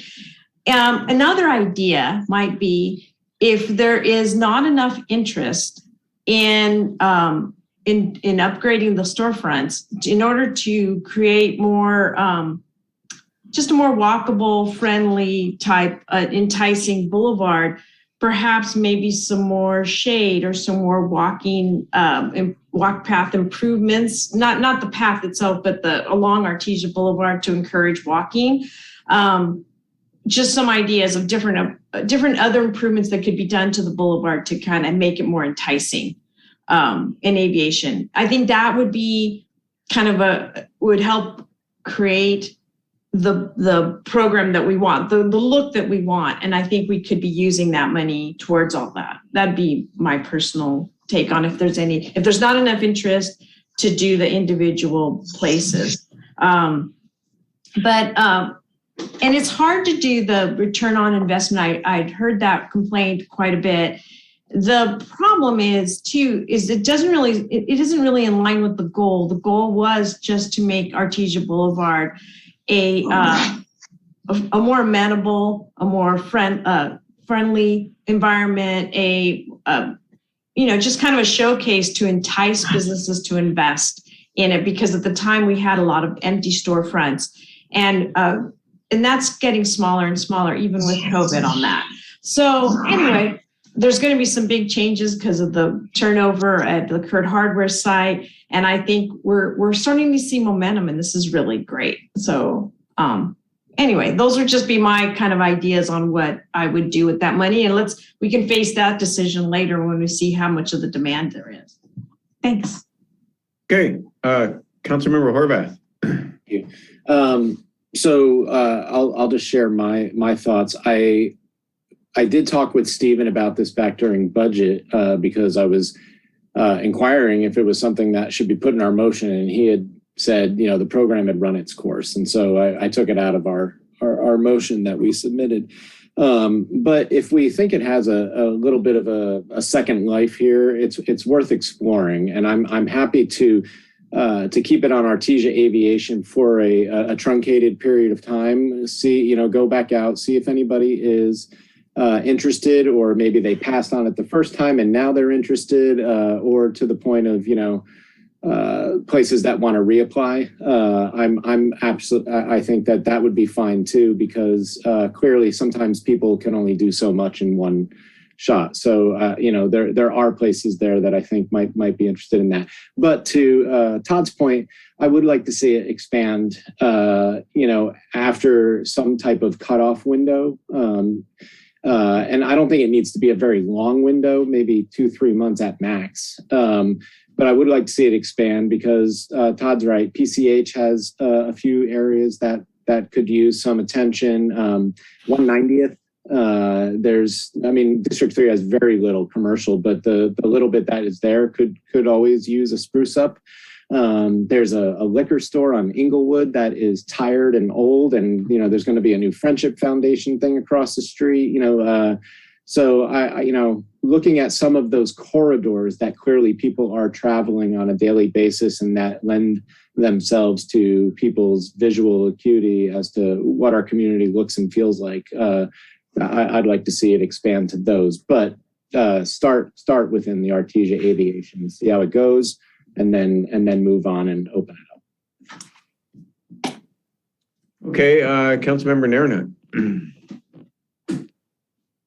Thank you, Zane. I like to keep this money in on Artesia Boulevard, and any extras that we have, rather than expanding it out to the city, just keep it focused there. And if you have extra money, put it towards a mural, the mural fund, improve the aesthetics. What do you feel about making the motion or creating a motion, crafting a motion here that includes, allowing people who've done the program before re-up to focus in on sales tax revenue businesses that provide us some sort of foot traffic, because that's really what we want, is the foot traffic, right? And then any extra monies that we have, dedicate that towards a mural program or public improvements, beautification. If that's a question I can answer, I appreciate that thought, but I think our art fund has a significant amount of money, is what I'm understanding, so that we don't really need to kick any more into it.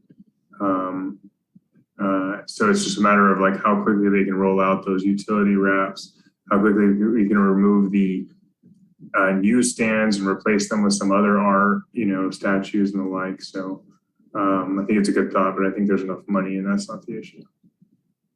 Okay. And are you fine with the way it's set up now, in terms of the corporations can get the money, or the massage parlors can get the money? No, let's rule out. So if you're going to make a motion, if anybody plans on making a motion, but I would eliminate. I'll just create a motion to continue on with the program, November 1st date. Come back with any extra monies that have not been allocated, and to rule out certain businesses such as chains, national chains, stores that are not storefronts onto the curb, but rather set back with a parking lot in front of them.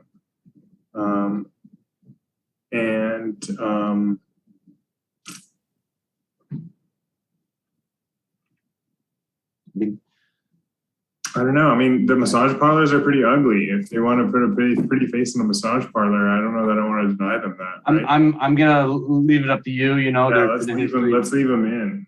Okay. That's fine with me. That works for me as a motion then. And if anyone else wants to do addendums to that, and no prohibition on people applying for a second time. Perfect. So that a motion? Yeah. Is there a second? Second. Okay. Mayor, we have public comments. Sure. Yeah. Let's go to public comment, then I'll go to Councilmember MD and Councilmember Horvath again. Did you guys mean to have your hands up still? Okay. Let's hear any public comments. Yeah, we have Benjamin Gunter.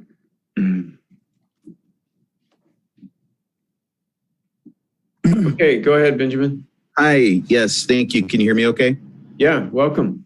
Hi, thank you. Yeah, so this has been absolutely successful. One of the, I couldn't ask for anything more than what the city has done in the past. And so I'm very thankful for the council members who previously introduced it apparently to the mattress guy.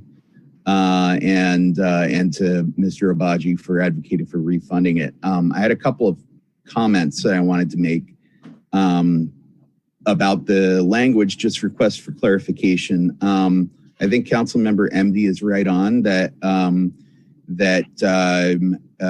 functionality, making the storefront part of integrated into the community and doing whatever we can to make it more pedestrian friendly, bike friendly. That's something that I think is very important. And I know in the language currently of the guidelines, there's provisions for outdoor dining and gathering spaces,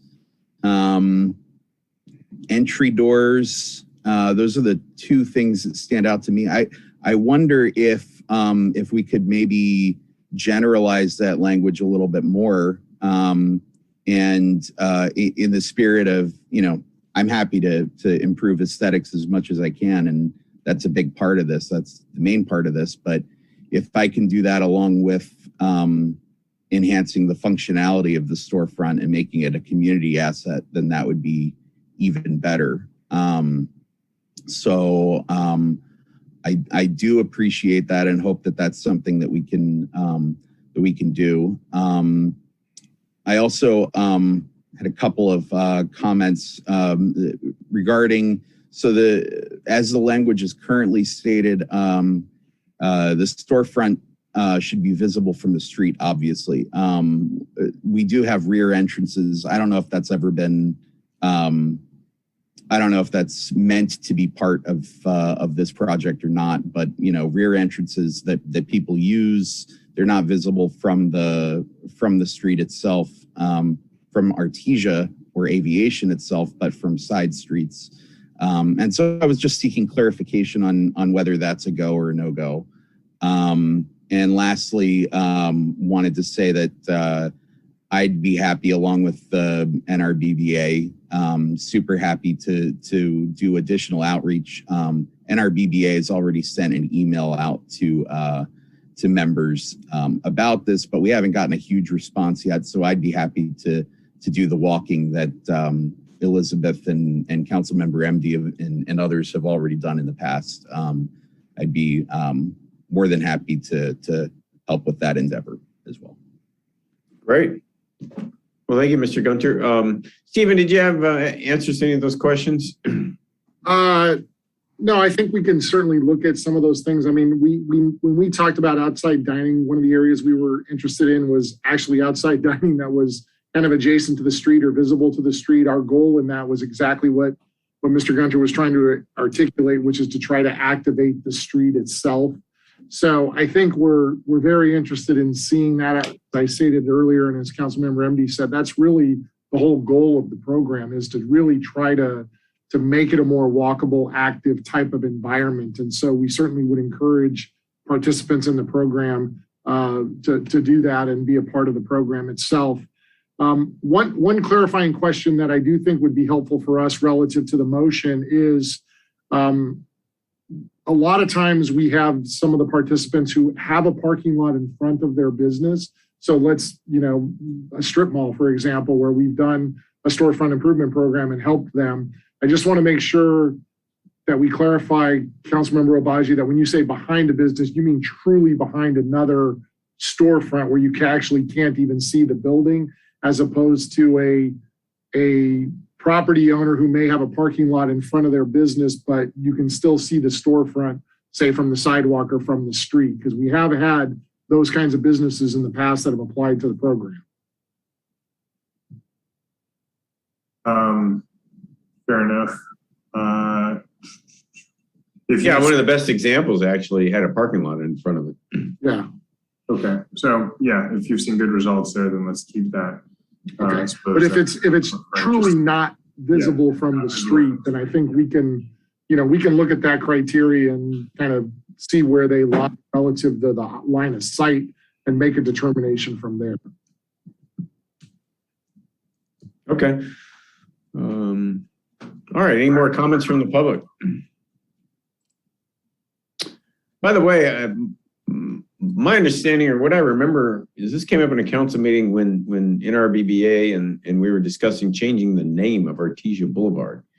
And myself and others were frustrated that, there was so much effort being expended on this and we really wanted to get something done. And so I don't remember how it got introduced, but we introduced the whole concept of this, putting some money and doing something meaningful to Artesia Boulevard to help the businesses i.e. the storefront improvement program, and have the city assist with that. So as I recall, it came out of the meeting on the huge discussion a couple times about renaming Artesia Boulevard or Redondo Beach Boulevard, which ultimately failed because many of the businesses came down and said they didn't want to go through the hassle of it. So anyway, it's a great program and we need to continue it and expand it. Actually, I agree with Councilmember Lowenstein. Could actually be used for the waterfront. There's a lot of business on the waterfront that, they're small businesses and many of them don't have the capital to upgrade that. So it'd be nice to be able to help out with that. Definitely needs refacing. Councilmember MD.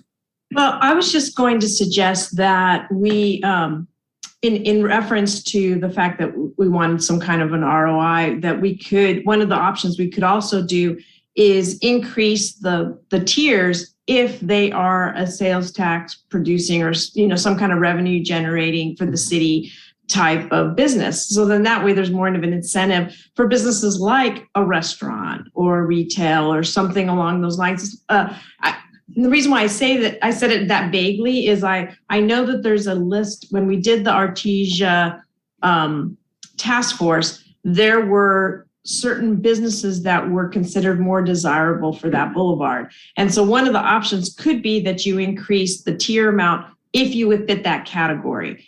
But I don't feel strongly enough about it to do a substitute or to change the motion, but that would be just an option that we could also do on that. So that was it. Thanks. Yeah, I think staff's getting all this input, and to some extent we got to leave some discretion to staff because they're out there on the front lines talking to the businesses, seeing the ones that are going to have an impact, see the ones that have the good plans, see the ones that are going to actually execute. And I hope eventually we get to the point where we've got more money than projects so that, we've done what we can and people have taken advantage of the program.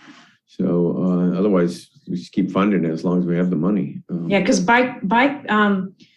there's definitely demand for bike racks along the boulevard because more and more people are riding their bikes, especially with electric bikes, more and more people using them for errands. Yep.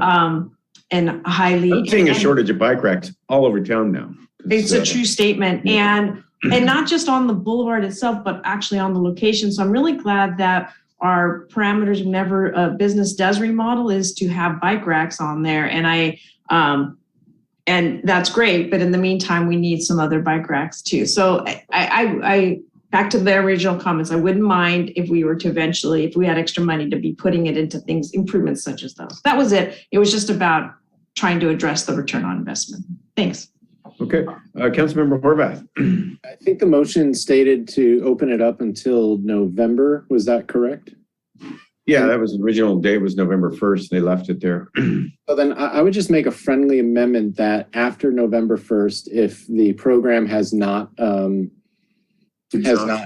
through the amount of money that has been allocated, that we then allow staff to expand it to other business corridors throughout the city, to Todd's original point. So whatever at PCH, Catalina, 190th, 182nd, Inglewood, whichever, but the major corridors. That would be my friendly amendment after the window closes for Artesia Aviation.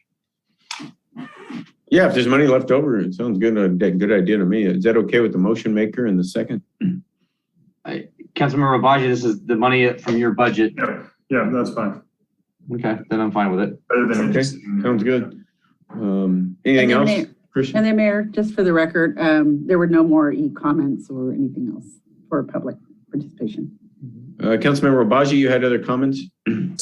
Just quickly, I actually took a poll at my last community meeting regarding changing the name, and a super majority voted against changing the name. And then what I wanted to say is just flag a kind of trap that we're setting up here, or I guess we'd like to see people build outdoor dining areas, but for example, Brogino's is not going to be able to build an outdoor dining area until we change our parking requirements. So while that's our hope that we'll get outdoor dining areas, we're not actually going to get outdoor dining areas with this. So didn't stop them in Riviera Village parking. Yeah, so double the square footage in some cases. Yeah, well, and eliminated parking. It was a double whammy. So would you issue, I guess that's a question for Mr. Proud and Ms. Haas, is would you issue this grant to install a permanent permanent outdoor dining area without consulting planning and building regarding the parking numbers? It's a much more complicated process, but yeah, I mean, maybe it involves the planning department and whatever other departments control parking requirements. Yeah, no, we wouldn't. I mean, I think, you know, that's part of the goal of having the review committee and having the community development department sit on the review committee is to make sure, I mean, we've had to consult with them in terms of some of the signage, for example, that people have wanted to propose, and with them to make sure that signage is compliant with our sign ordinances and things of that. So any improvement that would be suggested obviously has to be compliant with anything that's currently in our zoning or our planning regulations, our municipal ordinances. So that's kind of a baseline criteria for us, but that's why we run the projects through them first before we actually recommend them to you, so that we know they can be compliant. All right, sounds good. Thanks. Okay, no more comments. There's a motion on the floor in a second. I'll take a roll call vote. Councilmember Narenheim. Aye. Councilmember Lowenstein. Aye. Councilmember Horvath. Councilmember Horvath. I said aye. Oh, okay. Councilmember Obaji. Aye. And Councilmember MD. Aye. Okay. Well, there you go. Thank you, Stephen and Elizabeth. Appreciate it. It's an important program. Next up, item 01, status report on city services and phased reopening of city facilities due to COVID-19, along with any other city manager items you got, Joe. Yes, good evening, Mayor, council members. It's been some time since we've had a COVID update on your agenda. You'll recall that after we made the first declaration of the local emergency in March of 2020, we had this on the agenda virtually every city council meeting as we went through a period of program reductions, closures, reopening, kind of dealing with the impacts of the pandemic. What we really want to do tonight is give you kind of some comments and an overview of a progress we've made related to our services and our facilities. You'll hear from a few department heads, but I wanted to also call on Jacqueline Sun from Beach Health District to kind of share the dashboard information, kind of what we're up against and what we're dealing with as far as the spread of the Delta variant. And with that, maybe Jacqueline, if you could share some information with us.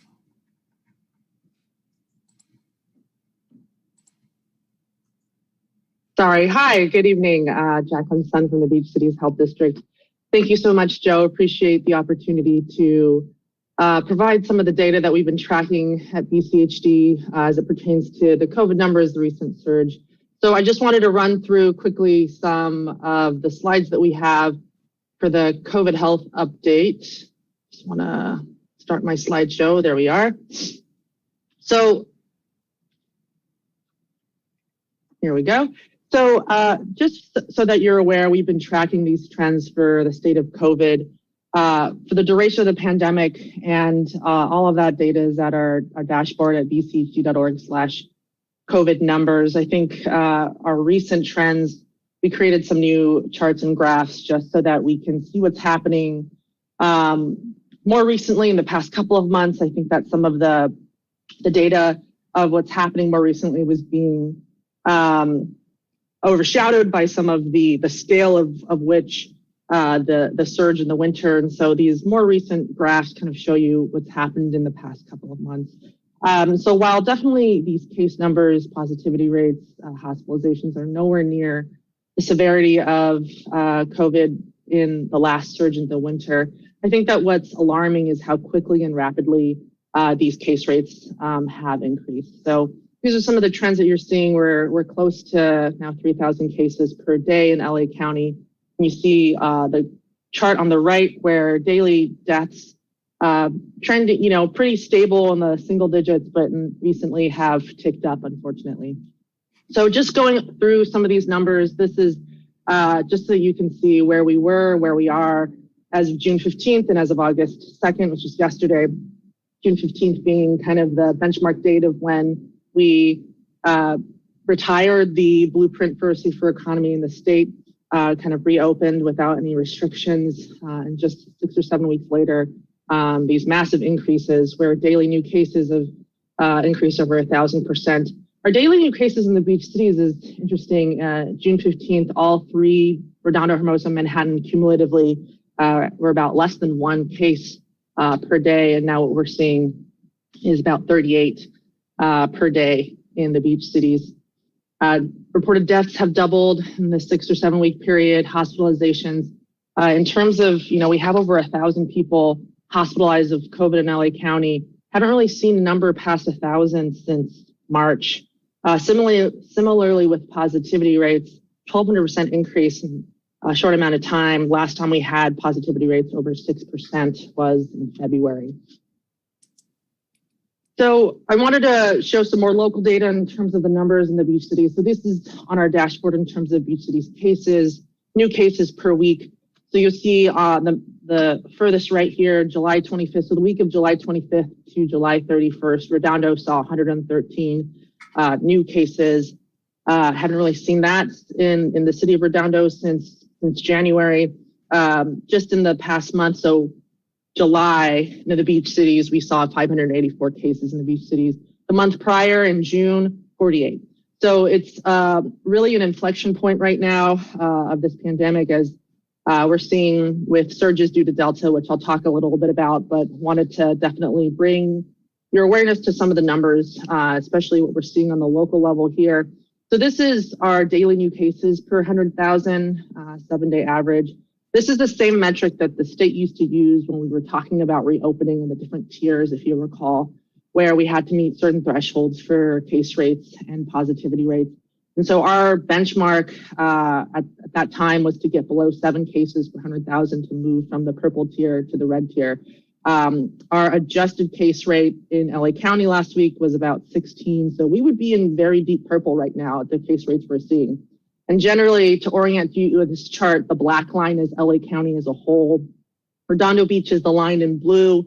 Manhattan is red. Hermosa is green. Torrance is the gray line. El Segundo is the light purple. Inglewood is in orange, and Hawthorne is in yellow. And typically what we used to see in the duration of the pandemic, or what we're used to seeing, is that LA County would trend above what we were seeing in the South Bay, specifically in the beach cities. And that's not necessarily the case right now, where we're seeing Redondo just below the county case rate, and we're seeing Hermosa and Manhattan above that. So that indicates to me that there's just wide and high community transmission all over the county. And most of this is being driven by increasing case rates among younger folks. Mostly the highest case rates are among younger adults ages 18 to 29. So because of all this, there's been new masking requirements that have been implemented by LA County the past couple of weeks. So now in LA County, masks are required for everyone, regardless of their vaccination status and indoor settings. So on public transit, in schools and healthcare settings, as well as indoor public settings like businesses, offices, retails, restaurants, all those places should be requiring masking indoors. And just last week, the CDC followed suit with their recommendations that any place that has high or substantial transmission, which includes LA County and more than 2/3 of the country as a whole, they recommended that masking be continued indoors. And this is partly because what we're learning about the Delta variant is that people who are fully vaccinated, we are seeing breakthrough cases in those who are fully vaccinated, as well as the ability for those who are fully vaccinated and infected to spread the disease.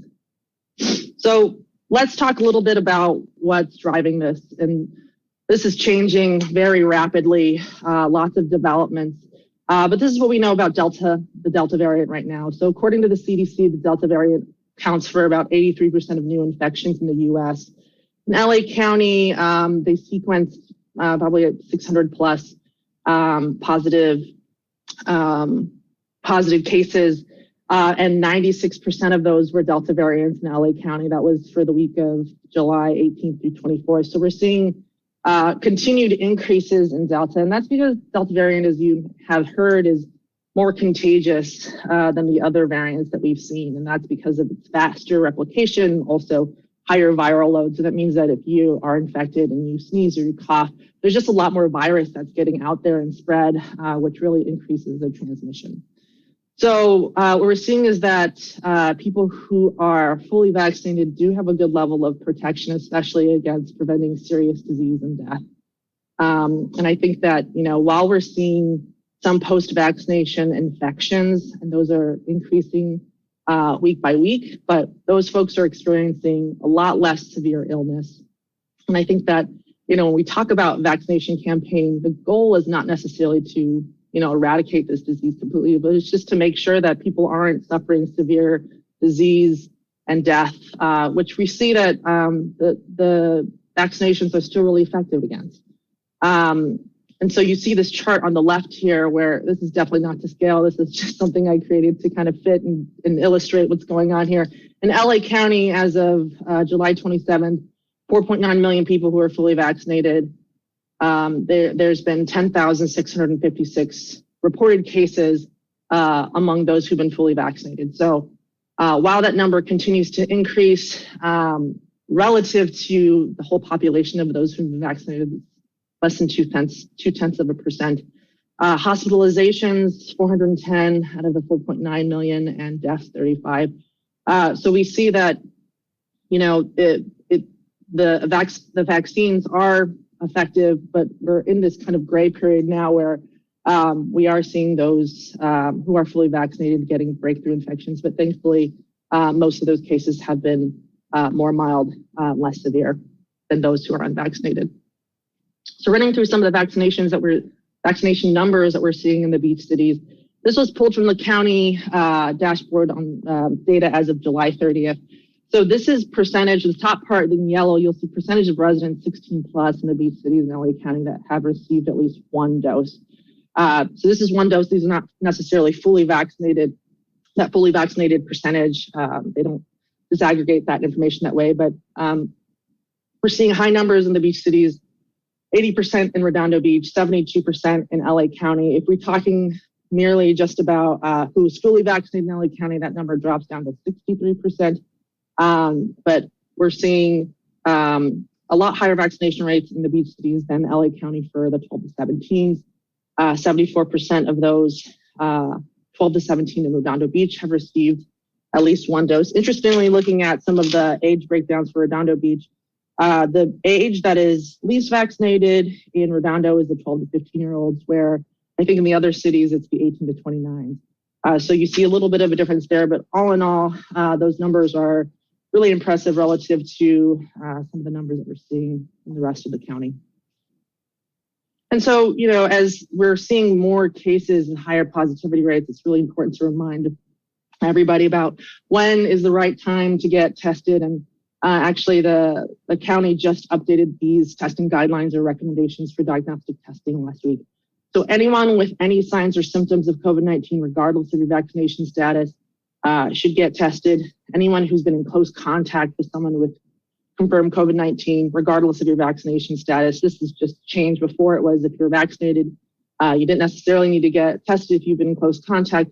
But now, because we're seeing some of the breakthrough infections with those among the fully vaccinated, county is recommending that anybody with close contact get tested. And if you're part of an outbreak investigation, case investigation, regardless of your vaccine status, to get tested as well. And so while we're no longer operating the test site at the BCHD campus, I think that testing access still remains a lot better than it was at the beginning of the pandemic. What we're seeing now is more the integration of testing being absorbed into the healthcare system, which is preferable because you're able to connect that care with your provider. They're able to follow up with you on what to do if you have a positive test. So a good way, number one way, is to contact your health provider to arrange a COVID-19 test. There are also free testing locations across the county that you can find on the county website. We've listed a few of them here, which are no appointment necessary, walk up, free tests. And just some searching, we were able to find a lot of other locations in the beach cities that offer drive-through testing at the pharmacies, the Walgreens, the Rite Aids, urgent cares. I would just caution and just say to check up and call them first to see, if they accept your insurance, what kind of payments you might be responsible for. But all that information you should be able to find on our website, bch.org/COVID testing, where we're kind of updating the places where people can get testing access. And last slide right here, we had a really successful vaccination effort in partnership with all of our wonderful volunteers to administer over 15,000 doses to our community in the past couple of months. And we got a request just as school's coming back to host another vaccination clinic, which we're going to do on August 12th at the South Bay Adult School from 3:30 to 6:30. And then we'll have the second doses 3 weeks. I think that's September 2nd. So those are Pfizer doses, so open to anyone ages 12 and up. Right now, appointments are open on myturn.ca.gov. If you'd like to find an appointment sooner than 12, please check out vaccinatelacounty.com. Just urge everyone to continue masking, get vaccinated, stay home if you're sick. And hopefully that's helpful information, and happy to answer any questions, but I'll turn it back over to Joe. Yeah, thank you, Jacqueline. Maybe we can hold questions until the end. Just so you all are aware, we didn't publicize it far and wide, but we did have a reopening of City Hall this week. City Hall is open for all services. And we have our staff that's returned. Some departments, they're returning in shifts, but services are available both on an appointment basis and on a walk-in basis. And, I picked just a few department representatives to talk about the experience of the past few days and what services are available. And the first one I would call on is Ishaan Scully from Community Development. So, Sean. Yeah, thank you so much, Joe. Mayor, members of the City Council, Ishaan Scully, standing in tonight for Brandy Forbes on a well-deserved vacation. As Joe mentioned, we opened our doors, unlocked the doors on Monday, yesterday. We had somewhat of a soft opening about 3-4 weeks ago. And as part of that soft opening, we installed an online appointment system. Very easy to use. There's links on the the city's homepage, front page, in the banner, as well as on community development and building and safety departments home pages. Easy to use. You just simply click the link and pick an appointment time. The hours for the planning division, I'll run through hours for planning and for building, and then a little bit about our staffing and our plan check process that we've instituted. We instituted that months ago in the very early stages when we shut the doors. But so for planning, we're open from 8 a.m. to 1 p.m. For appointments, and now as well walk-ins. Although when you do walk in, we will assist somebody with setting up the next available appointment. So we're still trying to stick with the appointments. The building department is 8 a.m. to 4 p.m. They're closed from 12 to 1. Again, appointments, but again, walk-ins can come in and we'll set up an appointment, next available appointment for that person. Generally, the process is electronic. So you submit your plans via our planning Redondo at redondo.org for the planning department for planning review, PDFs online, as well as for building, it's building Redondo at redondo.org. Electronic submittal, electronic review process. And we find that it's with the Zoom meetings we can set up as follow-up. We've had good feedback from the public with respect to that process. Additionally, staff-wise, as Joe mentioned, all of the planning department staff is in, all day, working hours every day of the week that we're open. The building department, it is a little bit more staggered. There's shared spaces in the building department. A couple of the plan checkers are in one office, so they're staggered morning and afternoon. The building inspectors as well, they're kind of in a pod location. So they rotate in 1 day a week at the building department. Maybe share just a little bit about kind of pre-COVID versus now in terms of our volume of interactions with the public. It's actually right about the same. Planning department before the pandemic, we'd get 20, 25 clients coming in physically into the building to meet with us, and about 20 to 25 phone calls a day. Now, with the electronic system, we field 50 to 60 emails a day, and then we have anywhere from 2 to 5 appointments that come in daily. Building, it's similar. They're about 3 to 4 times the interactions with the public that the planning department has, just by the nature of that operation. And they're responding to some between 200 and 300 emails that come in daily. So it's right about the same as what we were dealing with before the pandemic. And we think the feedback we're getting is been positive generally. One of the things we really like about the appointment system is that we get a chance on the front end to, we get the address, we get the public will say a little bit about what they want to come in for. We get some time ahead of their visit to check the site, check the records, and then we'll reach out to them in many cases, have some dialogue, and in some cases we save them from even coming in. So, they really appreciate that front end work we're doing, and we're continuing on that path as we, move down the road with the opening that we just had. So that's all I've got, Joe. And if anybody has any questions, I'd be happy to answer those. Yeah, no, thanks, Sean. Really appreciate it. It's great to see you guys back to work. And it sounds like you've increased ability to communicate with the public. So it's kind of a spinoff of having to deal with COVID. And so on that score, Jacqueline, thank you for everything Beach Cities has done. They continue to give us the reports and the testing sites, the vaccination sites, that sort of thing is extremely, extremely helpful. The one thing you didn't mention is booster shots. What do you know about booster shots? Are they coming? Are they still being discussed? A lot of people's vaccines are running on 6 months old. Yeah, that's a great question that I'm getting a lot.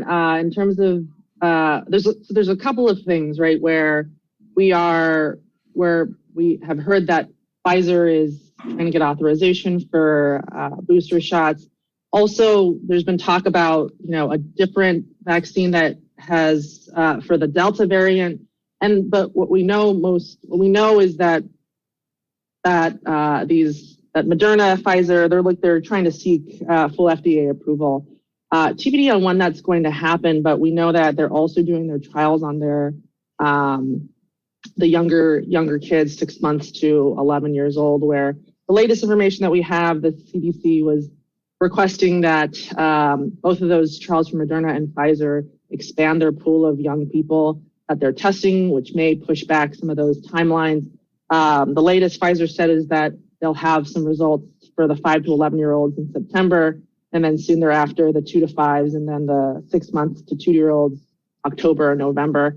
I think in terms of booster shots, when we heard that Pfizer was planning booster shots to increase some of those immunity levels, and the FDA and CDC said that that's not required yet. But the truth is, we don't know. It very may well change in the next couple of weeks or months. So it's to be determined on what that rollout is going to be. Meanwhile, we have a lot of people in the state and the country across the world that aren't vaccinated at all. So I think that there's a little bit of a balance there too of looking at boosters, third doses, and continuing to push those who haven't been vaccinated at all yet. Okay. Thank you. Councilmember MD. Joe, is that all the departments you had? I thought you were going to do all of them. No, we've got a couple more that I was going to call on, but if you have your questions, that's fine. Well, actually, mine were mostly for Jacqueline anyway. Okay, so you had that cute little graph where you did the circle with the vaccinated and then the cases, but I think what would be a little more helpful to me anyway is if the big circle was how many are unvaccinated. So then you kind of get an idea of, based on the cases, on how many are unvaccinated, because you're saying that what was the percentage of people that were unvaccinated or getting the COVID? It's less than 1%. Okay, so if you're vaccinated, less than 1% are getting COVID. So 99%. So and the reason why that would be helpful the next time you're here is because then I kind of get an idea of how much farther is this going to go for that. Also, I know that people are upset about wearing masks, but remember, there's still a section of the population that can't get the vaccine yet. As you said, it's the children. And so before we were kind of worried about seniors, and now the shift is worrying about children. So I urge people to have a little more patience with that. There is a feeling out in the community that, well, they chose not to get vaccinated. It's on them if they get COVID. But remember, there's a bunch of kids that don't have that opportunity to get COVID, right? So that's the only thing I caution on people on that one. So if we could have, the next time you come, if we could have it so that big circle be the unvaccinated, you could actually have both circles, I guess, it doesn't matter. But I think that would kind of give me an idea of how much longer, from my point of view, as a policymaker, how much longer is this going to be? What it kind of gives me a little bit of a crystal ball as to where we're going to go, because I can figure out based on past performance what's going to happen. And how we're going to work this out. That was it. Oh, and one more. And I don't know if you want to comment on this, but what the school district is doing for the reopening. When I was a kid, when you went to school, you just lined up and everybody gave you the polio shot right at school. So I can't imagine that's going to happen in today's day and age. But what is it that the school, I heard you say about South Bay Adult School, is that kind of geared towards the 12 to 17-year-olds idea? Yes, absolutely. So that was in response to a request from the school districts to try to get some more of the students vaccinated. It's definitely, and it's open to anyone who wants to register on my turn, but it's definitely geared towards huge promotion within the school community, both for any employees that have not yet been vaccinated, as well as the students. And I think that I think you're spot on. There's a lot of folks who, not by choice, are not vaccinated yet, and those are folks that we need to continue to protect. And I think that it's tough right now in this gray area where, a couple of months ago is if you got vaccinated, you felt very high confidence that you were safe, and now it's feeling a little more gray. And so it's just about, assessing your own risk tolerance for and what that means if you have people in your life that are unvaccinated because their children are immunocompromised, or, all of these are now considerations that we have to kind of navigate. And it's definitely continues to keep us on our toes. And just when we thought that we were in the clear, here we are again. So I appreciate your comments. Thanks. That was it. Councilmember Nairnine. Thank you, Mayor Brand. Yeah, you guys showed the graph from the first time people who've got the vaccine the first time, but what about the second shot? That is last time I've been seeing that there was a very, very low number comparable to people getting the second shot that was required for the Moderna and Pfizer. You have that number? I don't have it generally, but in terms of like our own vaccine clinics, we were seeing 80-90% of people who are coming back for their second doses. A little hard to calculate because people might have not missed their second appointment because they got it somewhere else or things like that. But in terms of what the county is reporting, yes, you're right that we have it on the charts that the county is presenting us. We have the fully vaccinated, which could be 1 dose if it's Johnson & Johnson or 2 doses if it's the mRNA. But the numbers that they're presenting are those who have received at least 1 dose. And so there's a little bit of discrepancy between those who are fully vaccinated, those numbers, and the numbers that the county is kind of presenting. We know that in terms of LA County numbers, those who have gotten at least 1 dose is 72%, but in terms of those who are fully vaccinated, it's lower at 63%.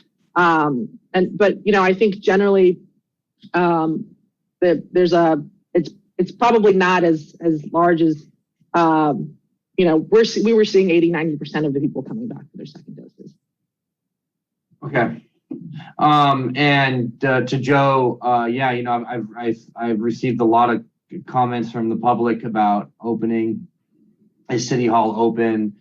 In fact, my last community meeting that was asked about multiple times. So I'm glad to hear that City Hall is back fully open again. Let staff know that the general public is extremely excited about it, and they have been wanting this for a long time because it's easier for them just to on their own schedules to be able to come in and do what they need to do versus trying to sort it out with reservation systems. So I like the reservation system. It's great that we have it, but the fact that it's open, the general public really appreciates that. And that was one of my number one complaints and comments and questions that I would have. Is City Hall open? And will people be returning phone calls and emails? Because I think a lot of voicemails that were at City Hall weren't returned, that some people felt that no one was there. So the fact that someone's there is great. So thank you very much. I appreciate that. That's all I got. Thank you. Okay, Councilmember Obaji. Sorry, I keep moving from screen to screen about internet issues. My question is for Ms. Sun. Do we know anything about the Delta variant's transmission outdoors? Because, we thought previously that I'd read previously that as long as there's at least a 3 mile per hour wind, you end up with so much displacement of air that being outdoors is safe without a mask. Has the guidance there changed at all? And do we think that it's so contagious that even outdoors, kind of the guidance is maintained to have social distancing? Yeah, that's a great question. I think that there's still a lot to be learned about, a lot that we're going to discover in the coming weeks about Delta. So far, the guidance in terms of outdoor masking for those who are vaccinated has not changed. So right now, it's just for indoors. Obviously, you're right that outdoor settings are going to be safer because there's more air circulation.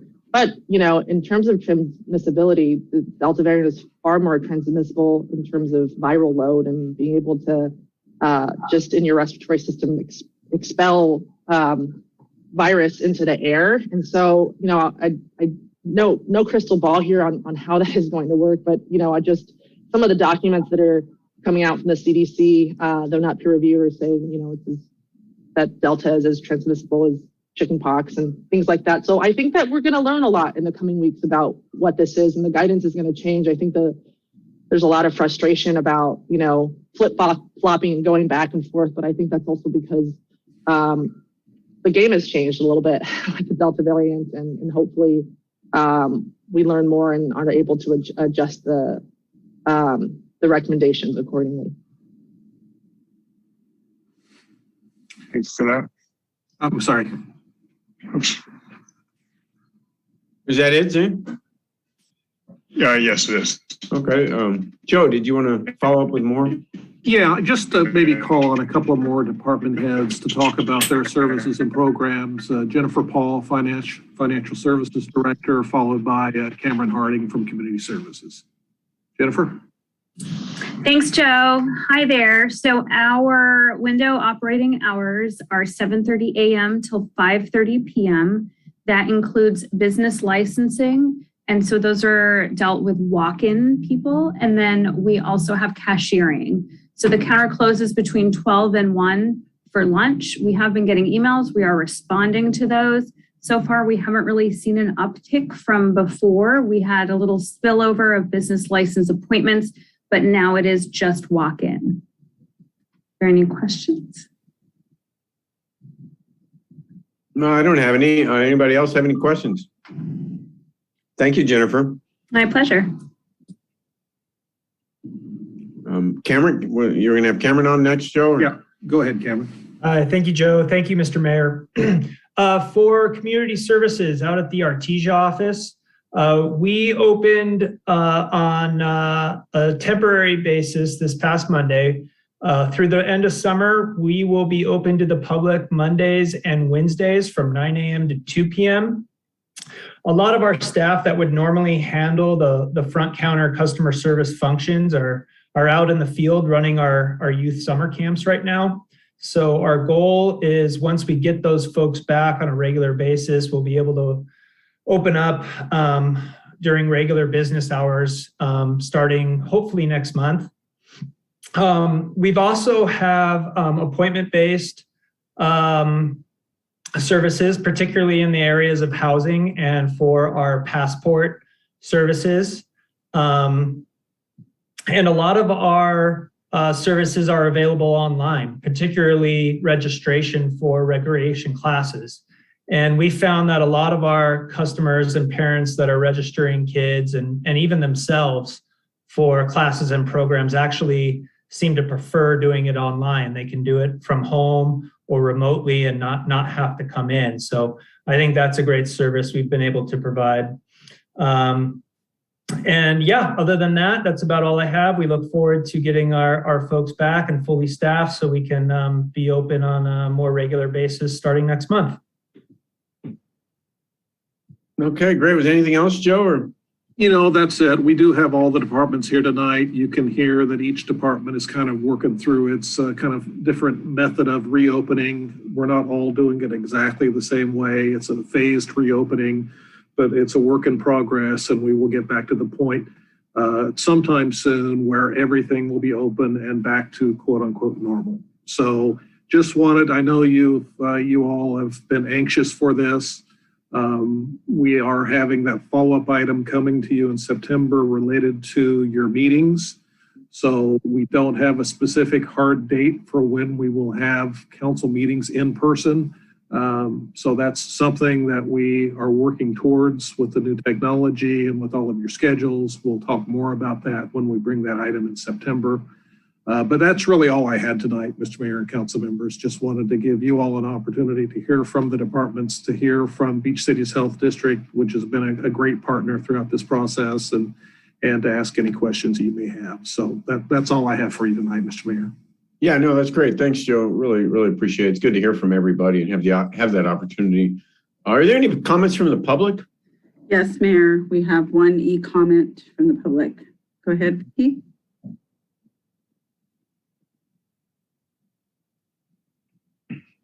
Okay, I'll go ahead and read it. I'm so sorry. I had started reading and it was on mute. I'm ready to start. Okay, go ahead. No problem. Lena Portalese submits, this week, the phased reopening included city staff being asked to come back into the office daily. However, with COVID case numbers now surging back to the high levels seen last winter, City Council and management should consider re-implementing staggered office schedules for staff, as we had been doing throughout the pandemic. Should an employee be COVID positive, staffing city offices at full capacity increases the exposure risk across the organization. It would be a wise decision to return to reduced office capacity. Offices do not need to be staffed at full capacity to serve the public. Additionally, it will truly not serve the public if a significant number of employees in a division become infected and cannot work. Lastly, by requiring staff to come in daily rather than allowing remote work, staff will now likely take leave if they need to stay home to care for family members rather than working from home as was afforded to them previously. This results in reduced productivity. I encourage you to consider returning city offices to staggered scheduling for employees to not only protect employees, but to ensure that you'll actually have employees healthy enough to continue serving the public. Signed, Lena Portalese, City Hall employee, RBPSA board member. And that concludes comments. Okay, thank you. Joe, how would you determine whether or not to, kind of go backwards on this? I mean, I kind of see the point. If an employee turns up positive and has been in work around a lot of people, I could see everyone having to quarantine and all of a sudden. I mean, but I don't know the answer. At what point do you say, okay, well, the case rate is enough, or whatever? What metric would you be looking at? We are following the guidelines that are out there, the CDC guidelines. Anyone that comes into City Hall needs to be masked. All employees need to be masked, regardless of their vaccine status. There is not a physical distancing requirement right now per the guidelines. Jacqueline, you can correct me if I'm wrong. And we've certainly had that in the past where there was the 6 foot guidance. There is no minimum distance now per the federal or county or state guidelines. We are, in all honesty, one of the last cities to return to open hours. We have really tried to be sensitive to the needs of the employees. A lot of them have small children at home. They're very concerned about contracting COVID, bringing it home. We are definitely sensitive about that. We're going to do everything we can to protect the employees and safeguard the employees. So, we're just going to monitor conditions. We are going to encourage employees, if there's any symptoms at all, to get tested. Testing is available and accessible. We had one actually late last week a City Hall employee who tested positive. We've done the tracing. There was no exposures to other employees, but we are definitely aware of it and monitoring it, and it's a work in progress. If things continue in the wrong if they start going in the wrong direction, we could be back to closure of facilities and going backwards. Certainly not what we want to do. We want to move forward and provide the best service we can to the public and safeguard the employees. Mm-hmm. Okay. You're noticing a lot of other, I'll say, agencies and or businesses are requiring their employees to be vaccinated or to get tested weekly. Is that something you've considered? I noticed the county's looking to implement that pretty soon. I see other businesses doing that. We have not made a decision relative to that. We've not, and we've given it some thought, but we're not going in that direction at this point. Well, I would encourage everyone to get vaccinated. Look, I know it's a lot of concern for a lot of people, but I would argue it is a problem for everyone if you don't get vaccinated. It's not just your problem. It's everyone's problem, because the more viruses out there, the more opportunity it has to mutate and create yet another variant, which is likely to come. And it's also, as you can see, as rates go up, it's having a detrimental effect on the economy as a whole. So, the goal was to get a vaccine, and we got it. And now this hesitancy is really causing a lot of problems. So it's everybody's problem. And I would just encourage anyone who's been hesitant to reconsider. Talk to your doctor, right? Don't read the internet. Don't go to Google. Don't even read the paper. Talk to your doctor and see what they recommend. And I haven't found a doctor yet recommending it. I'm sure you can find one, but there aren't too many out there. So I would reconsider if you're hesitant. And in this, as you can see, it's causing problems, big problems, and 98% of them are unvaccinated. I mean, geez, what more information do you need? I don't know. There's empirical evidence there. That's not a talking point. So anyway, Councilmember Obaji. Thank you, Mayor. A couple questions. Joe, how many cases has the city had subsequent to the vaccine being widely available? You know, I don't have a specific number for you. We can gather that information and share. Is it more than that one you just had? Yes, it's more than one. There's been a limited number of cases in the different departments. We've not had a situation where, you've heard of in some agencies where an entire shift has been infected and everyone has to go out. That has not happened here. It's been isolated. We don't have a situation where we've had a claim or someone coming back saying that because of something that happened at work, I now have COVID. We have not. Situation. So every case has been an individual getting it and not transmitting it to anybody else at the city. Is that correct? To my knowledge, yes. Okay, cool. Thank you. What limitations exist on the ability for the city to work entirely remotely? So if this thing does get worse, how well suited now is the city to deal with everything except for, let's say, big plans? Sorry, you can't see my hands, but big plans remotely and transact city business remotely.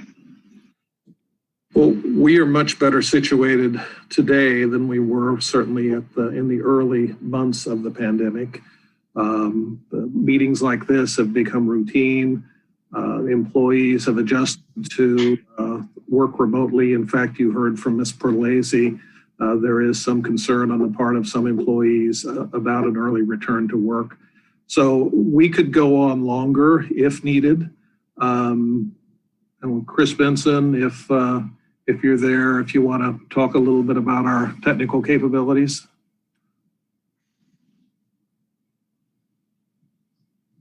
Maybe let's not talk about Mayor, Council. Yeah, we're well situated to handle remote work for as long as the city needs to do it. We built the infrastructure pretty quick when the COVID shutdowns first started, but we've expanded the capabilities since then. The only issue that we would have is if we required people to work from home and they did not have a laptop or computer to use, we may have to purchase some equipment for them. But as of right now, we're okay.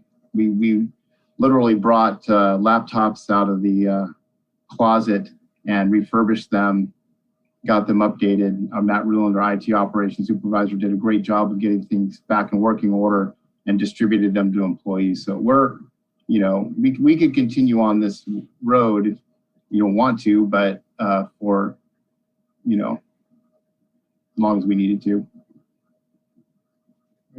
And is there a concern that when people are working from home, we're not getting as much efficiency as we do when people are in the office? Is that the deal? Or is there more need of? I can only speak for my department, but we've kept up with our work. Our staff are monitoring our phone extensions from their devices at home. They're answering our help desk line. Immediately when people call, they can remote into users' computers and help them with any issues. So it's actually been fairly smooth for us. Myself and the IT operations supervisor, Matt Ruland, have been coming to work this whole time to provide support on the City Hall campus, because we do have, Public Works, Police Department, Fire Department, who are, still operating, fairly well staffed. So we've been handling all the footwork at City Hall and the campus. And then I guess the last questions from Mr. Hefkin again is, what's the rationale? I mean, Delta aside, what's the reason that we are not able to reconvene in the chambers? The reason at this point deals with the new technology and the need to do training related to that. And maybe Chris, if you could power back up and talk a little bit more about what's going to be required in terms of our chamber operations. Yeah, the chamber is pretty much ready to go. There's maybe a few little programming tweaks that need to be done. Matt Ruland had a session with the city clerk's office, Eleanor and Vicky, and there was a few changes they wanted to see in the operations of the chamber. I think they're working on getting those done. But for the most part, the chamber's ready. It's really how, Eleanor probably wants to speak about, the council actually attending in person in the chamber, but technologically we're very, very close. Yeah, the only issue I have is related to the order regarding everybody wears masks indoor. So to have council next to each other, that's going to be not possible. So until that's lifted or until people feel comfortable, because you are pretty close to each other in the council chambers. Anything else? You're on mute, Zane. Last questions. How is how's Zoom going to work for those participants, those people who, let's say, continue to be uneasy whenever this does resume in person? Are they going to be able to chime in on Zoom? I think I've asked this before, but I just want to. That's another item. Not the city council members, but the residents. Yeah, that technology stays. I mean, it's what you're using right now. The chamber can participate in a Zoom session, so you can continue to have Zoom participants. You could have, if the council chooses, and you can have in person, of course, once the council chambers open up. Can the council members participate remotely still? Yes. So that was going to be an item coming back, but I guess that's technically that item to come back. Logically, yes.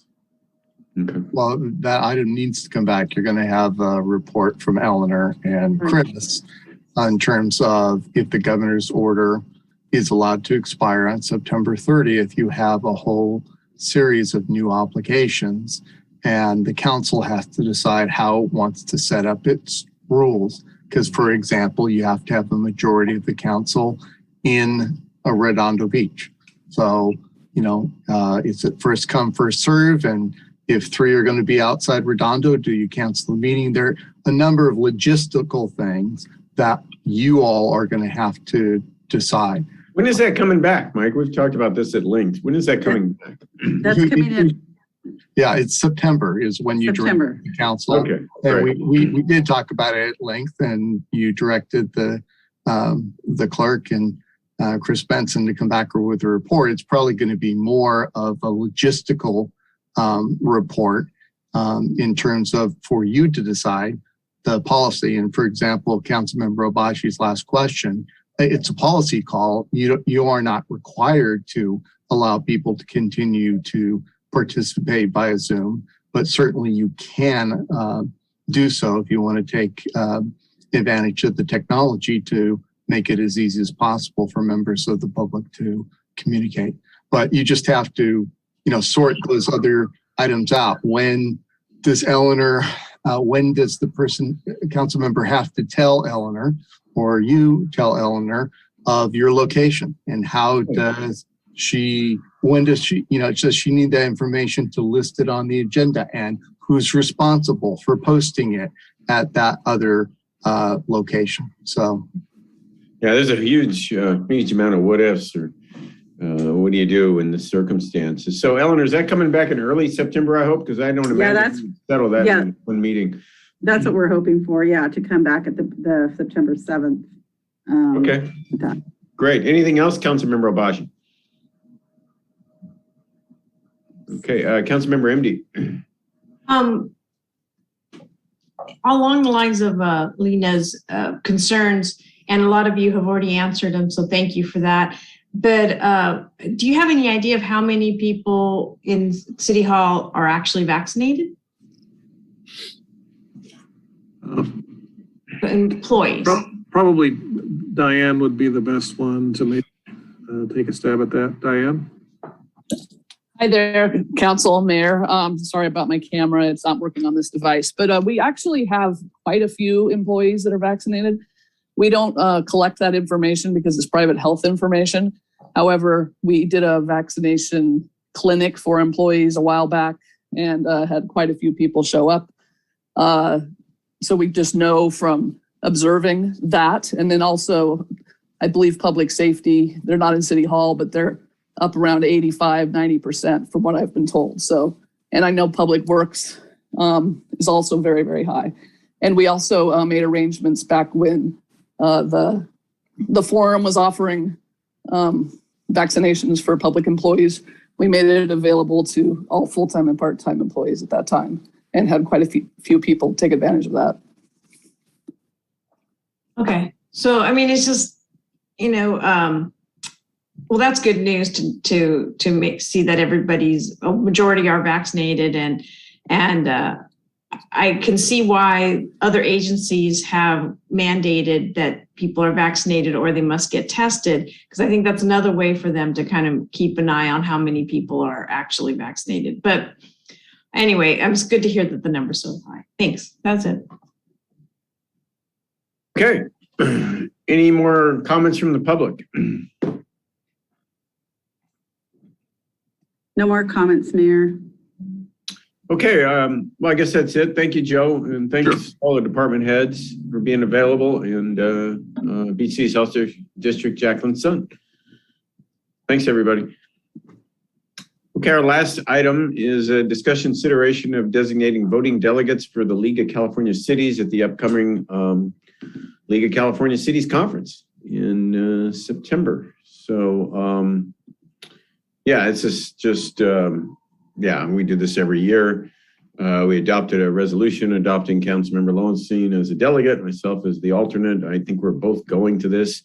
Todd isn't online anymore. I think he had to go. I'm here. No, he's there. Oh, you are? Oh, okay. Yeah. So, but I'm kind of, I guess, are we going to actually, don't know exactly what we're doing here. Just designate the delegates and an alternate for the coming 2021 League of California Cities, which I kind of felt like we'd already done. But yeah, any discussion, anyone? Yeah, we just want to make sure that who's actually going to be participating so that we can fill out their form that they're requesting us to fill out. Oh, okay. That's why. Sometimes it always changes depending on who's available to go to the conference. And I assume this is going to be a Zoom conference. Well, they're planning in person right now. Okay. So we got hotels and in Sacramento. In Sacramento. Okay. So Yeah, just want to double check. Everything's, I'm just got my fingers crossed for beach life. So let's just hope more people get vaccinated and things like that can occur. As you see, we already canceled the Riviera Village Festival because of really the Delta variant, I would argue. So anyway, you don't need a motion or anything, Eleanor. I mean, both Todd, you are going, right? Yes, I'm planning on going. So we need a motion to accept this resolution. So No. The resolution was already accepted a while ago. This is just making sure whoever's going to participate is going to be there, who is required, and then we'll fill out the form correctly and send it off. That's it. Okay. Todd, we just need the voting delegate and an alternate if there is an alternate. It's already on the form. Todd is going to go. I'm going to go. Therefore, Todd will be the voting delegate and I will be the alternate voting delegate. Okay. Sound good? Yes. All right. Well, that's it, folks. Yeah, thanks for showing up, everybody. And it was a nice, quick meeting and a lot of good information, though. So I guess our next meeting will be August 10th.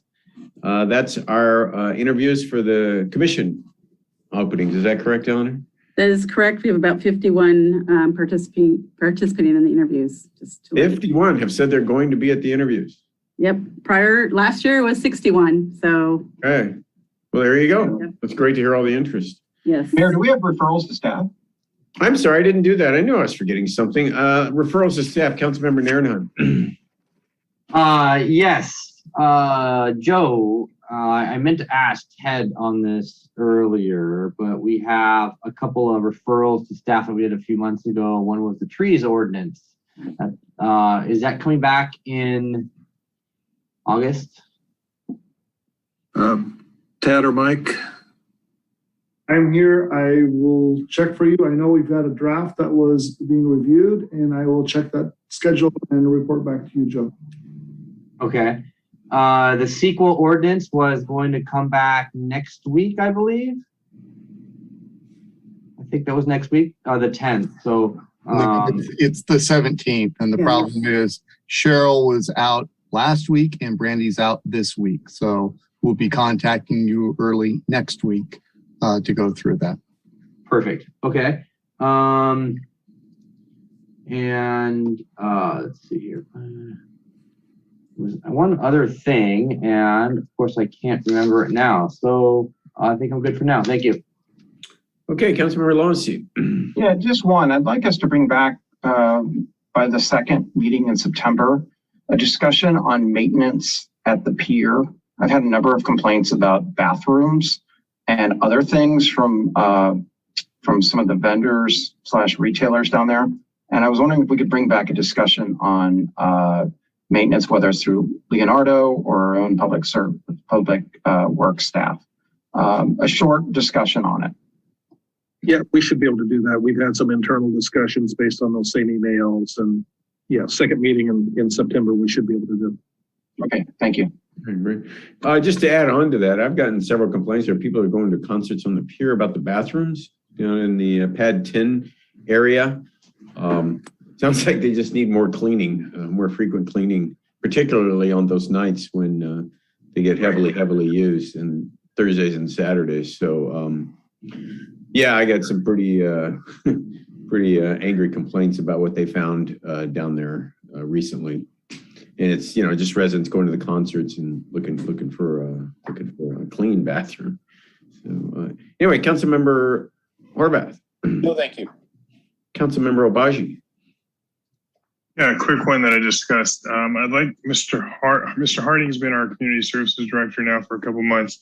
I would love if he could present to the council at some point in the future when he's comfortable and it works out with the city manager on the status of community services, what they're doing, where there's opportunities to improve community services, where the city council could be pushing resources, and basically get a gauge from the city council as to what our priorities are.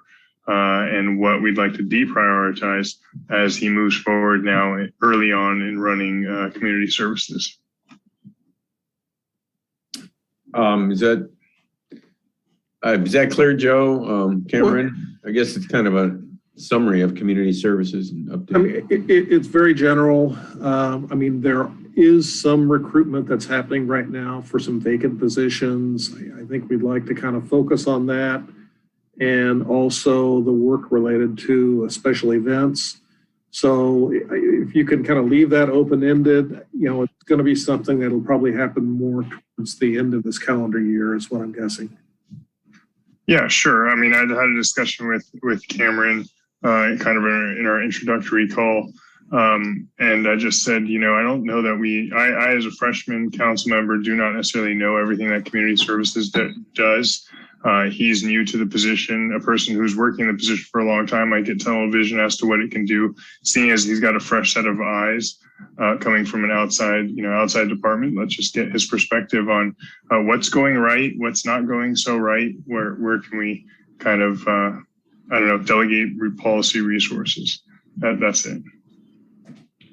Okay, Councilmember MD, I guess is the last. Yeah. Thank you. I had one question, Joe. What's the status of strategic planning? We had allocated monies and we were going to put out an RFP and come up with a new facilitator and schedule our next strategic planning meeting. Is that moving? I don't remember direction to do it. I remember some side discussions about doing an RFP. I may have missed something or forgotten something as part of the budget. Mike Wazansky, are you still on?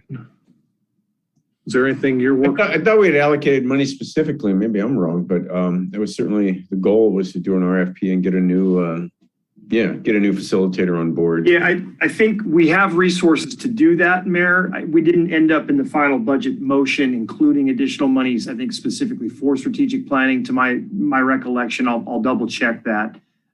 We do have resources, and this may be what you're remembering, in our current budget, I think, to manage a change in process. So we can do that. And we haven't sorted out a date, but we can certainly get started on that. Yeah, no, we really need to have a strategic planning, and I really would like to get back to the Marilyn Snyder format where, we spent a fair amount of time with the council and the staff and going over what we had done and what we want to do and putting dates and times to these efforts, which is why I think you see a lot of questions, coming about, a variety of things, because I don't know, we just don't have a strategic plan we can confidently look at. We haven't had a planning meeting in a while. Right. So, we don't have one scheduled. So we really need to, find a new facilitator, however you do that. Seems like it's an RFP, but yeah. Okay. Okay, well, now I'll entertain a motion to adjourn. Thank you for reminding me, Todd. I knew I was forgetting something there. The council direction. Motion to adjourn. Second. Okay, motion, Councilmember Lowenstein, second by Councilmember Obaji. Any objections? Okay, so ordered. Have a good night, everybody. We'll see you in a week. See you soon. Bye.